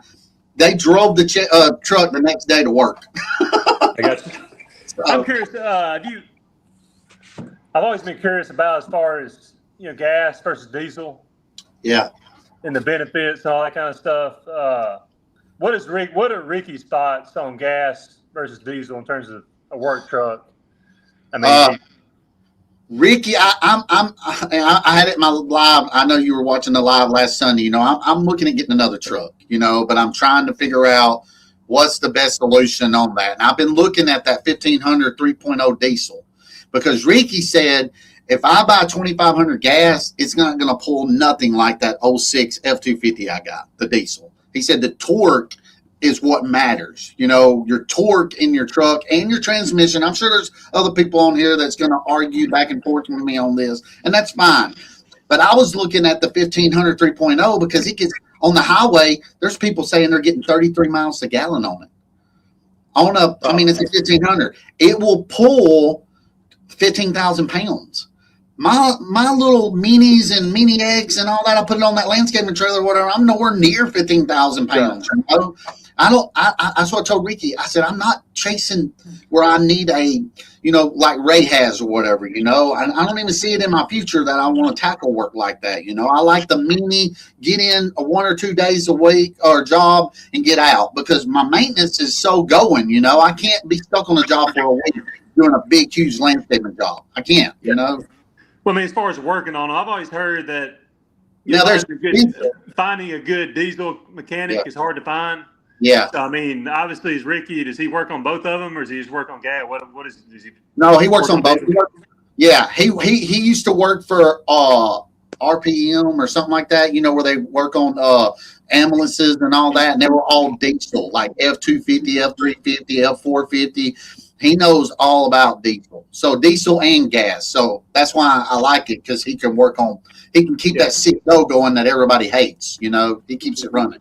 Well, that's what I've always heard. It's hard to find. It's more expensive, right, to work on these diesel engines. Oh, it is. And it's hard to find good diesel mechanics. Yeah. To work all the parts on the diesel are expensive, man. And then you get your mechanic, his price to fix it and all that. And you're in the thousands and thousands. Like the newer model, the 6.7 engines, if the fuel pump goes out on it, it's $11,500 to fix it. $11,500 just to fix the fuel system, and they have a big problem with that with the 250s. Wow. Yeah. Well, that's all I heard. Diesel's good. Ricky told me diesel's good for torque, pulling, and all that kind of stuff. If you're going to pull bigger stuff, but the long distance is where you will achieve, your fuel economy and all that. If you're traveling, so like when I use the diesel on the landscaping truck, because it's got the 4-cylinder diesel, my fuel economy is really good because we're going an hour and a half away. Yeah. Now driving the box truck with the V10 engine on it, the fuel economy is not so great. We're having to use it now, but that's the difference is what I've heard. Well, that's what I was told when I bought the NPRs. They were telling me if I was going to make a lot of frequent stops to go with the gas, if I was going to be going long distance, go with the diesel. So, yeah. Oh, Dalton was saying something in there. Yeah. Oh, rest in peace, Dolly. Yeah, Dolly Parton passed away, man. I know, man. I hate that. That's something that she grew up, since we were little. We've known Dolly Parton. Yeah, my wife's grandparents, man, they loved her to death, man. They were talking about it in a lot of times they'll get on a family group chat and just wear it out, and they've been wearing it out today because of it. Chad looks like a young Don Williams. Who's that? Do you agree, Lee? Who's Don Williams? I don't know. I'm just agreeing just because we're trying to give you a little hard time. Maybe he'll tell us who Don Williams is. So we'll Gotta get see if off you here really good look at it. real quick. Yes, Doghouse. Yeah, I'll put it on there, Doghouse. But Ray and Lee, big props to you guys for handling confrontations as well when folks come at y'all sideways here. Takes a lot to be so understanding. Hey, man, I don't want drama or whatever. I don't care, you know. I kind of leave that alone and just, you know, go about my day. You know, I just don't want people to bring me down and all that kind of stuff because, you know, I'm happy to do these lives for everybody. I'm happy to do this. I think, you know, a lot of people are learning from it. A lot of people are joining in and being part of it. And, you know, that's all I'm doing. You know, I mean, if I can't please everybody, guys, just like we can't please all our customers, you know, so we just have to live with it. You know, that's the only thing I can say about it. You got anything you want to add, Chad, to it? I haven't talked to you. It's all good. Don't worry. Okay. It's all good. He's a country song very popular, is what Jesse said. Don Williams. I like he's talking about some country, but I've never heard that name before. Big time country singer, and I like country, man. I've never heard of Don Williams. It must be an older country singer. You know, was he back in the day of like Hank Senior and all that? Because you know I do like some of them, but there's some of them that I don't really know too well of. You know, Johnny Cash, Chris Christopher, you know, all the main ones, Merle Haggard, and all them. I know them, but there's some that I don't really recognize a whole lot. So, hey, where's the Chase man? I haven't seen him in a while. I don't know, man. He'll pop in here every now and then, but he might be working tonight. You know, he works still a full-time job with the fire department and everything. So his schedule might have got flopped, and he's making in here sometimes. I don't know. He'll text me from time to time, but it's probably been 2 or 3 weeks since he's even texted. Hey, Jesse's in the comments. Where is Jesse? Does he live in Texas? I'm trying to remember. You remember? I think Texas, so.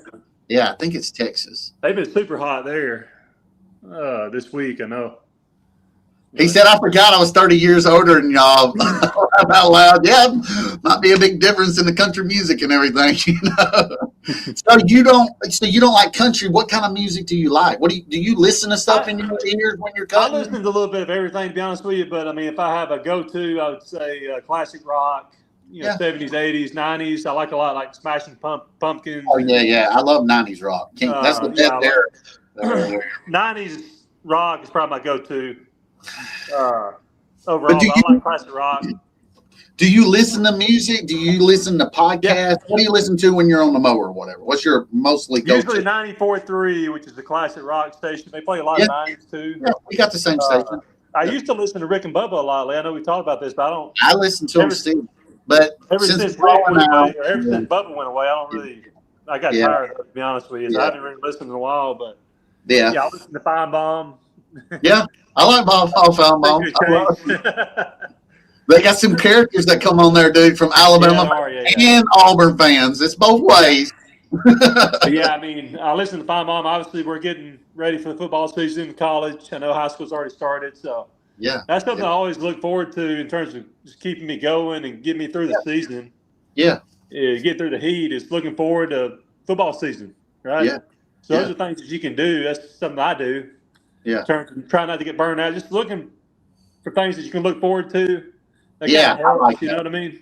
So you can see an ending, you know, and then it comes on to the leaves. So I don't like leaves too much, you know, that's my downfall. But, you know, I'm always, you know, I love the spring, but I love the fall. I mean, I love before the leaves start falling. It's so great, man. You get out there. It feels good outside, man. It's so cool. You start putting your hoodie on. Woo, I love it. It feels good, and you know you're not pressed to get work done. I mean, you can always skip or push people back. That's why I'm always talking about getting through August. So you want to keep people happy when the grass is really growing, because that's when people are going to fire you if you're not staying on top of it. But come September, using the grass starts slowing down a little bit, especially if it's dry. You can start pushing people back. I've even had a few people the first time this year have actually asked me to skip. I had one lady asked me to skip last week. She was like, hey, can you just come next week? You know, that kind of thing. I'm like, honestly, that's fine. whatever, So we're getting to that point of the year where we've made it through, the bulk of the season, so to speak. We're really trying to keep everybody happy. Now we can, or at least my thinking is, kind of take the foot off the gas a little bit. Yeah. With things slowing down, the grass slowing down, drying up in some cases, and you can kind of maneuver the schedule around a little bit more. Yeah. If you're having issues with guys, obviously coming in, all that kind of stuff. But are it's you just a in lot your more laid back, right? Are you in your burnout stage right now? Because it's usually, really, man. I'll be honest with you, I'm really. Usually it's end of August, start of September for me. It's always every year would have been my burnout. Yeah, I mean, generally, but I mean, I'm so motivated with the building and all that. And I'm just all about just getting jobs done. I really don't even, I do care about the money, but my main focus is on getting the work done. Because if I know if I get the work done, the money's going to be there. I get the list done. I don't care about the money. As long as the list is done, I know I'm getting. Right, yeah. I don't even, I mean, I care, but I don't. I'm all about getting jobs done. Getting one done, moving the next one. I'm the same way. Because again, if you get the jobs done, the money's going to be there, assuming your pricing's right. Yeah. And I'm already thinking about, I'm sure you're the same way. I'm already kind of evaluating yards. We're always talking about raising prices, so I'm doing that now. And I've done that the last few years. Yeah. As I start thinking about yards that I'm at, even like today, the last several days, if there's a yard that I feel like I'm not, usually you're going to remember the yards or think about the yards that you feel like you're not getting paid enough. Yeah. So I'm already saying to myself, I really need to go up $5-10 on this yard. Do you have some yards too that you can start looking at too that don't have leaves, but you can pick up a yard that pays good and continue on through the leaf season, so their season lasts longer than other people's? Have you thought about trying to let some of them go? Because I mean, that other person that could pay you a little bit more and extend your season longer. With you having guys and help and all that, it's hard to keep them in the wintertime and keep them busy and keep them going. We have to try to pay a little, salary or something in the winter. It ain't as much as they're making in the summer, but it's keeping them paid, and keeping them on staff for you. But do you try to eliminate some of them just so you can build your more up to extend the seasons? Yeah, I mean, that's something I look for, but I know with the amount of customers I have, even if they don't have a lot of trees, I got a lot of customers that want me to come by at least once a month.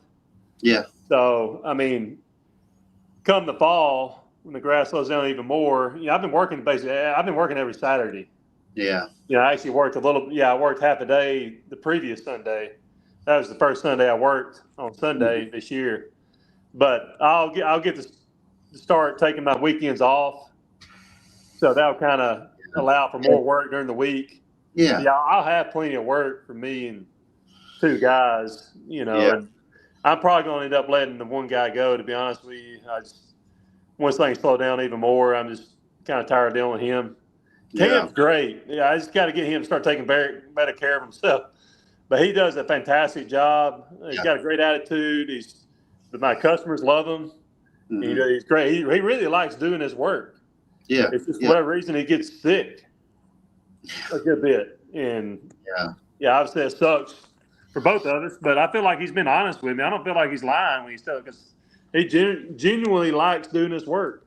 And that's something you got to look for with guys, because most of your guys, it's just a job. They don't really even really like being out here. They just want to, like the guy that I'm talking about letting go, most likely. He wants to put forth minimum effort. And, I've been dealing with attitude problem and all that kind of thing. So, man, it's, it's a whole new ball game dealing with help. You just got to be counting your lucky stars, so you got two good ones, man, that want to work a lot of hours and all that. Yeah. I am very blessed to have the guys I have, because, like I said, a couple of weeks ago, I hired a guy, and he lasted 3 hours. Yeah. So I know it's still terrible out there in the workforce. I agree, and but I pay my guys good, and I give a lot of incentives. I buy their lunch throughout the day. Sometimes if I'm ever with them, that's a deal. If I'm ever with them, they know that I'm buying their lunch. There has been a lot this year. They bought it themselves, but and there's times throughout I'll leave extra money in the truck, and I'll text Roberto and them throughout the day and say, "Hey, I left you money. Y'all treat yourselves to lunch today. It's on me." Yeah. And little things like that, guys, will make your guys respect you a little bit more, because you want them to respect you, but you need to respect them. They're out there making the living for you. They're doing all the work, the physical work. So, if it's going to cost you a little bit on the back end to keep these guys around and have the same guys every year, and then it's just like clockwork work. Y'all saw it in my channel, in my business. I don't even go out much anymore. My guys go out and they handle it. We don't get no calls, no complaints. No, like you said, a lot of your customers love, your guy or whatever. A lot of the customers, they are thrilled with Roberto. They like Roberto more than they like me. So, Roberto might take my job from me. He might steal my business one day, but I'm just saying, right now he's doing good. So, well, I'm really thinking once I have my building, it's going to make it a lot easier for me to try guys out. Yeah. And we all know that to find one good guy, how many you got to go through? At least 10, right? What's the saying? 10. A lot of guys on 20. Yeah, you got to go through 20 to find one good one.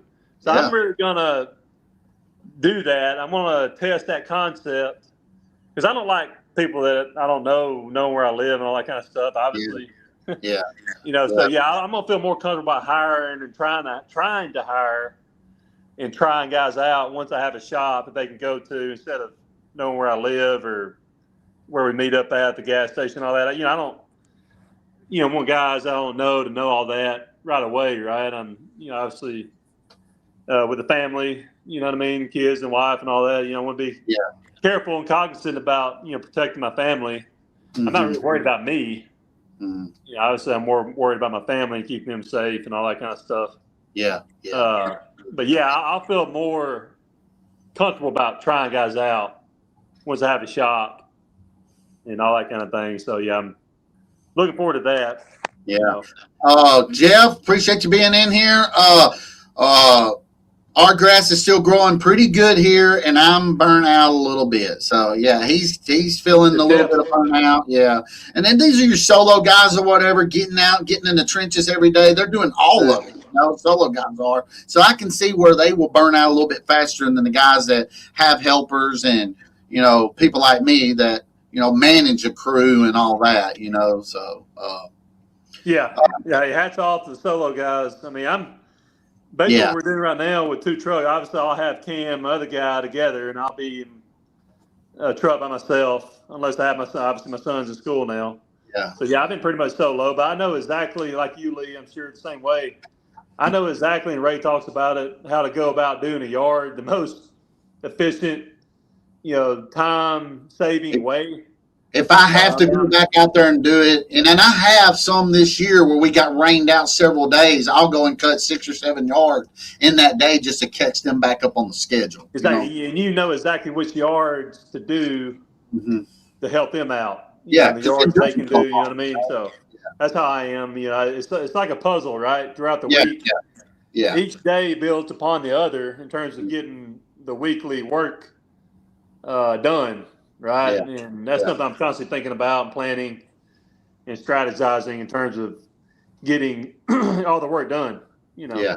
But I know exactly how to go about it. Doesn't matter if it's a new yard or not. If I pull up to, having done this as long as I have, like you, if I pull up to a yard, I'm going to know exactly how to go about it. And you're kind of like, so your business is kind of like the Florida Turf Pro guy is. He'll go out and he'll do some solo and then have a crew out doing, the things. Yeah, I have him do Cam can spray. Once we start doing our first round of fall pre-emergent, I'll put the other, my skid sprayer on that truck, and I'll put my big sprayer back on the spray truck to get that done, as quickly as possible within a couple weeks. But, I generally have them do the more straightforward, simple yards. And if I ever, like today, I fertilized a couple yards along with mowing. Yeah. And any other kind of random job or whatever, I'll handle that. And I'll just let them stick to the basics, certain yards that they're already familiar with generally, and have them do those. Yeah. So I kind of got all that figured out in my mind and all that. So that goes into planning. You know, I want them to do the yards they've already been doing, you know, throughout the year. And if I feel confident enough for them to do, you know, maybe a new one that's pretty simple, pretty straightforward, I'll go ahead and put that on the list. You know, I trust Cam. Yeah, I mean, I have 100% confidence in him to drive a truck around and, you know, take care of it and, you know, be safe with it and get the jobs done. You know, he's not one of these guys, you know, it's always frustrating when you got a guy that's constantly calling you. I'm sure you don't have to deal with that, Lee, having Roberto for a long time. But at first, Cam would call me occasionally, but now not so much.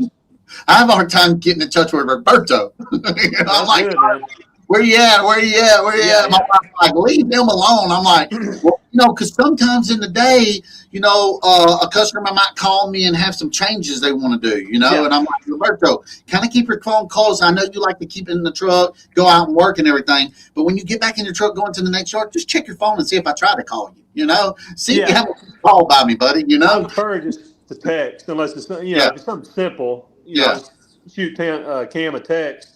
About a request, like you said, with a customer might have texted me or whatever.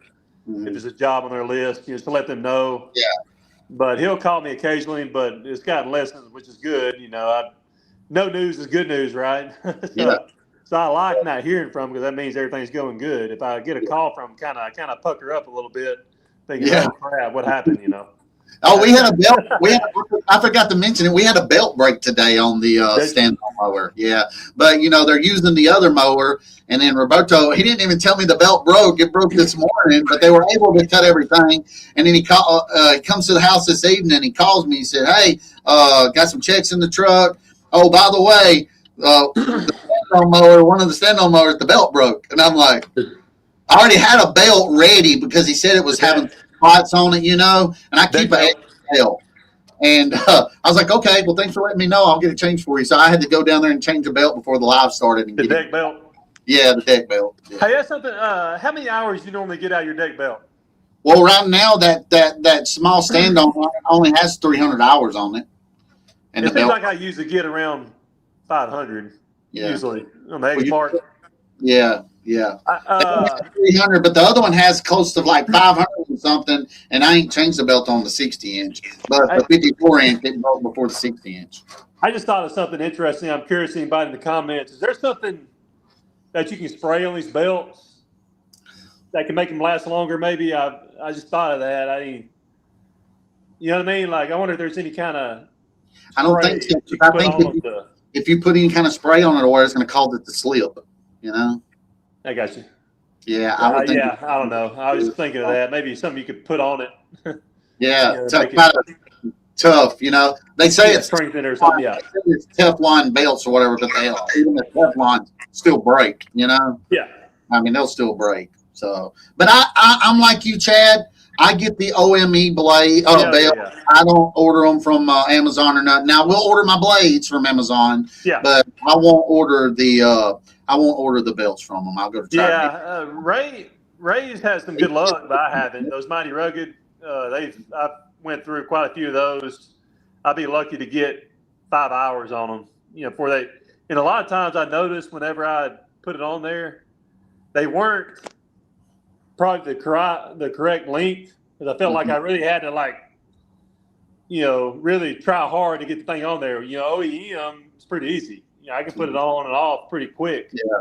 So a lot of these aftermarket belts, a lot of times I don't think they're as long as they need to be, or maybe up to spec. I think it's a better word for it. So yeah, I mean, I'd really have to wrestle with it just to get the thing on there, and that's obviously not good. If it's super tight to get it on there, that's not good for the deck, right? It's going to put a lot more tension on the spindles and the pulleys and all that. Yeah. And the last one I put on only lasted like 8 to 10 hours, maybe 10 hours at most. But that was probably the reason why, because it's too tight. Yeah. Jesse said, it's tough being solo, especially if you're older. I have 52 yards. I got it set up to where I'll do 25 yards per week, Monday through Friday, 6 to 5 a day. And that's all I want, man. I'm almost 60 years old. And I agree we're young right now with kids and all that. I'm trying to get everything I possibly can. Now, once I get to a certain age, I'm hoping to where I can slim the business down if that's what I'm going to do, or try to manage, later in my life and everything, and run a couple crews. But that's where I want to be at, eventually. So, I mean, hats off to you. That's all you want. That's all you got. I mean, you don't have to have that many bills, Hopefully, you're nearly 60. You got everything pretty much paid off. And it's kind of like your own little retirement that you're doing and saving up money. So, It really, at the end of the day, Lee, whatever it is that you're doing, as long as you're happy, that's the main thing. You don't have to compare yourself, feel like you got to grow $1 million business or whatever. You know what I mean? Just if you're happy, if you're content, I like that word, content in life. Yeah, that's where you want to. That's the place you want to be. It's not all about keeping up with the Joneses and having the biggest or the most money or the whatever. Mm-hmm. Your happiness. I mean, are you happy? Yeah. Jesse, obviously, he's in a good situation. I mean, that's not a huge list to do, but again, he's almost 60. Yeah. So, it seems like, I'm sure he's bringing in good money and not killing himself doing it. So that's a good situation to be in. That's what we all want to be in, a situation where we're ultimately happy where we're at. Yeah. Doghouse said, drop it in 5-gallon bucket of water, Chad. I swear it's like a weeder thing. Have you ever done that with the weeder spring? I've heard. I mean, it's plastic. I don't know, man. It's plastic. I never tried. Okay. I see Dalton put that on there. Yeah, I've heard that, but I've never done that. I mean, it can't be that big a difference, right? No. I don't think so. We run through them pretty quick. What's up, Tank? I guess football game is over with. How did your son do? Did they win? How did the game go, man? So, how was the football game, Tank? See, everybody's asking, man. How did it go, man? Wayne said Tank. Everybody's enjoying. Appreciate you being in here late, but Chad said he was going to be on for an hour or so, and we're pushing almost 2 hours. And I know everybody says that, but they get in here and they get giggly and talking, and they I probably need to get off. The Tank wants to swap up with me. No, I don't try to push the lives on Tuesday that late. I don't want to be known for going nearly 3 hours like I do on Sunday for some reason. But yeah, we won't stay on much longer. Whatever. Just we lost 20-9. My boy kicked a field goal and scored a touchdown. Hey, that's pretty good, man. I hated that they lost, man. But hey, got to get that preseason jitteries off. That first game of the year. That's kind of how I used to tell my boy. I'm sure Tank will agree. Something about playing football now when it's so hot. I mean, I don't know, man. It's just it'd be hard to do. Yeah. A lot of times it's nearly 80 degrees still at night, at dark. I mean, you're out there dying, dude. Yeah. And a lot of cramps. You're getting a lot of cramps. It's just terrible. I got some strings soaking right now. I'll let y'all know how it works, is what Brandon said. Brandon, let us know, man. Let us know if you can tell a difference, because there's a lot of people online that swear up and down about it. Dip that bad boy. I saw where even the grow up mullet, he leaves a 5-gallon bucket in his trailer full of water and a hose sticking through there, and he'll just pull a string out when he goes to change the string out. Yeah, I might have to try that just to see. I mean, I find it hard to believe it. Really, how can you tell, though? I mean, I'd just be curious about that, but maybe you can. Maybe you can tell a difference. Maybe Brandon can let us know. Tank said our O-line is non-existent. I think my wife, she said she's 5 minutes from the home. She probably could say the same thing about our little Christian school, that they don't really get a lot of big athletes in there. Now, we're a baseball school. We've always been known for baseball, but football and basketball, man, we kind of everybody whoops up on us, man. But hey, they won state, a couple years back. My son was playing on the team. They've always had a really good baseball team. So they'll whoop us in football, and then turn around, we'll whoop them in baseball, Yeah,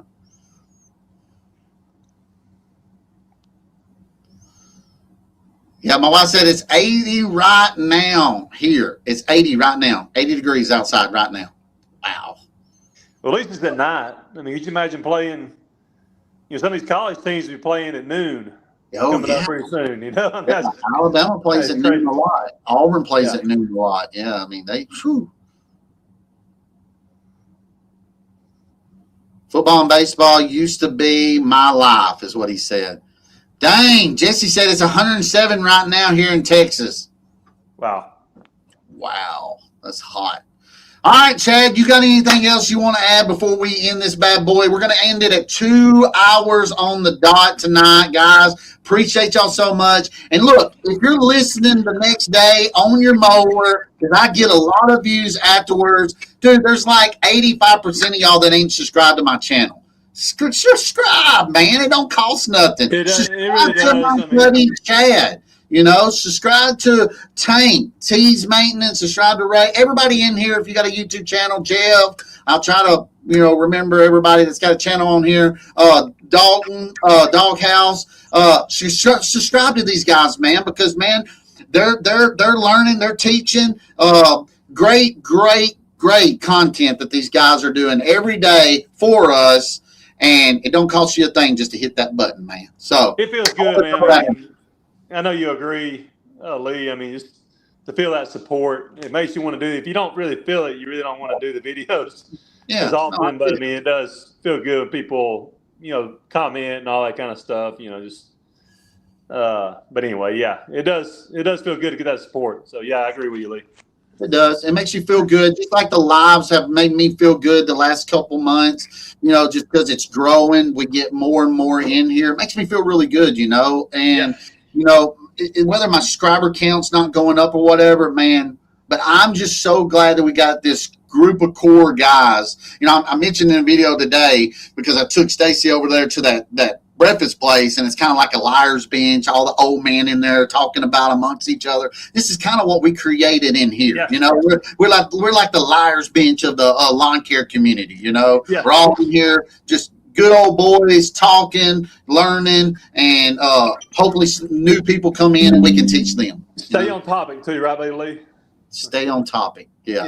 That's what I like. We generally do. I feel like, it's useful information. It's not just being silly and all that. Yeah. I'm not trying to do all that or whatever, So, but yeah, man. You got anything you want to talk to everybody? You want to tell anybody anything at the end? I try to do that for people. No, not really. I mean, like you said, Lee, I just want to repeat what you said. I enjoy the camaraderie, and I wish I could see the comments. I need to, like I said, upgrade my. Yeah, you got to get your computer and all that. You got to get your computer. You make all that money, man. It's nothing but money. I'm gonna give me a good computer. I got the Apple computer. What do you call it? The MacBook. Yeah. And I thought that'd be good for YouTube, but apparently it's not as good as just a regular Windows. Yeah, that's what system or whatever, as far as the software and all that. So I'll probably end up doing that. But yeah, man, I just enjoy the camaraderie and learning, man. I'm learning a lot. I mean, ever since I started viewing YouTube years ago and doing it, I've learned a lot. So I mean, the guys that comment, teach me a lot. So yeah, I appreciate the back and forth and learning together. We're all in this together, right? We're like one. We're like a family. We're a lawn care family. This is what we do for a living. So why not support each other and help each other out? Hey, be positive, be encouraging, be uplifting. That's what I'm gonna try to be and do more and more often. I've always felt like I'm generally that way, but anyway, yeah, try to keep it positive and encouraging, and helpful. Yeah, we help one another. Yeah, it's what you just said is what I feel too, man. We have grown a great relationship with a lot of guys in here. Me and you, especially me and Tank. Tank's gonna be on here again Sunday night, guys, and I think Chad might take over a little bit for Tuesdays. And I appreciate you offering to do that because you still got a lot of knowledge and a lot of things that we ain't even touched on. So. Can I bring this up too, Lee? How many people's in here, by the way? It's jumping back and forth to 12 to 14 right now. But we had like 25 at one time. That's really good on a Tuesday night. So. Yeah. Well, I was going to say, I mean, kind of along those lines there, I think it's important. It's hard for us men because we're so competitive. Mm-hmm. But the older I get, the less I care about competing, like with other men, whether it's in our profession or whatever. Mm-hmm. Again, it's all about being content, being happy where you're at. Maybe you're not in a spot where you really need to be happy about. But if you're in a good position, if you're doing well, be happy about that. Don't feel like you got to keep up with the Joneses or the top of the top necessarily. I mean, just be happy with where you are in your life and your business. Mm-hmm. And just always remember that. Don't feel like you got to grow that $1 million business, right? Yeah. Don't just because so and so on YouTube is talking about scaling and this, that, and the other. That doesn't have to be you necessarily. If you're happy where you're at, doing well, that's good. Mm-hmm. Yeah. No, I agree. I agree 100%. Guys, thank y'all so much. Hey, Chad, stay on for a second or whatever. Let me close this thing out. But, guys, thank y'all so much for being here. And until next time, peace.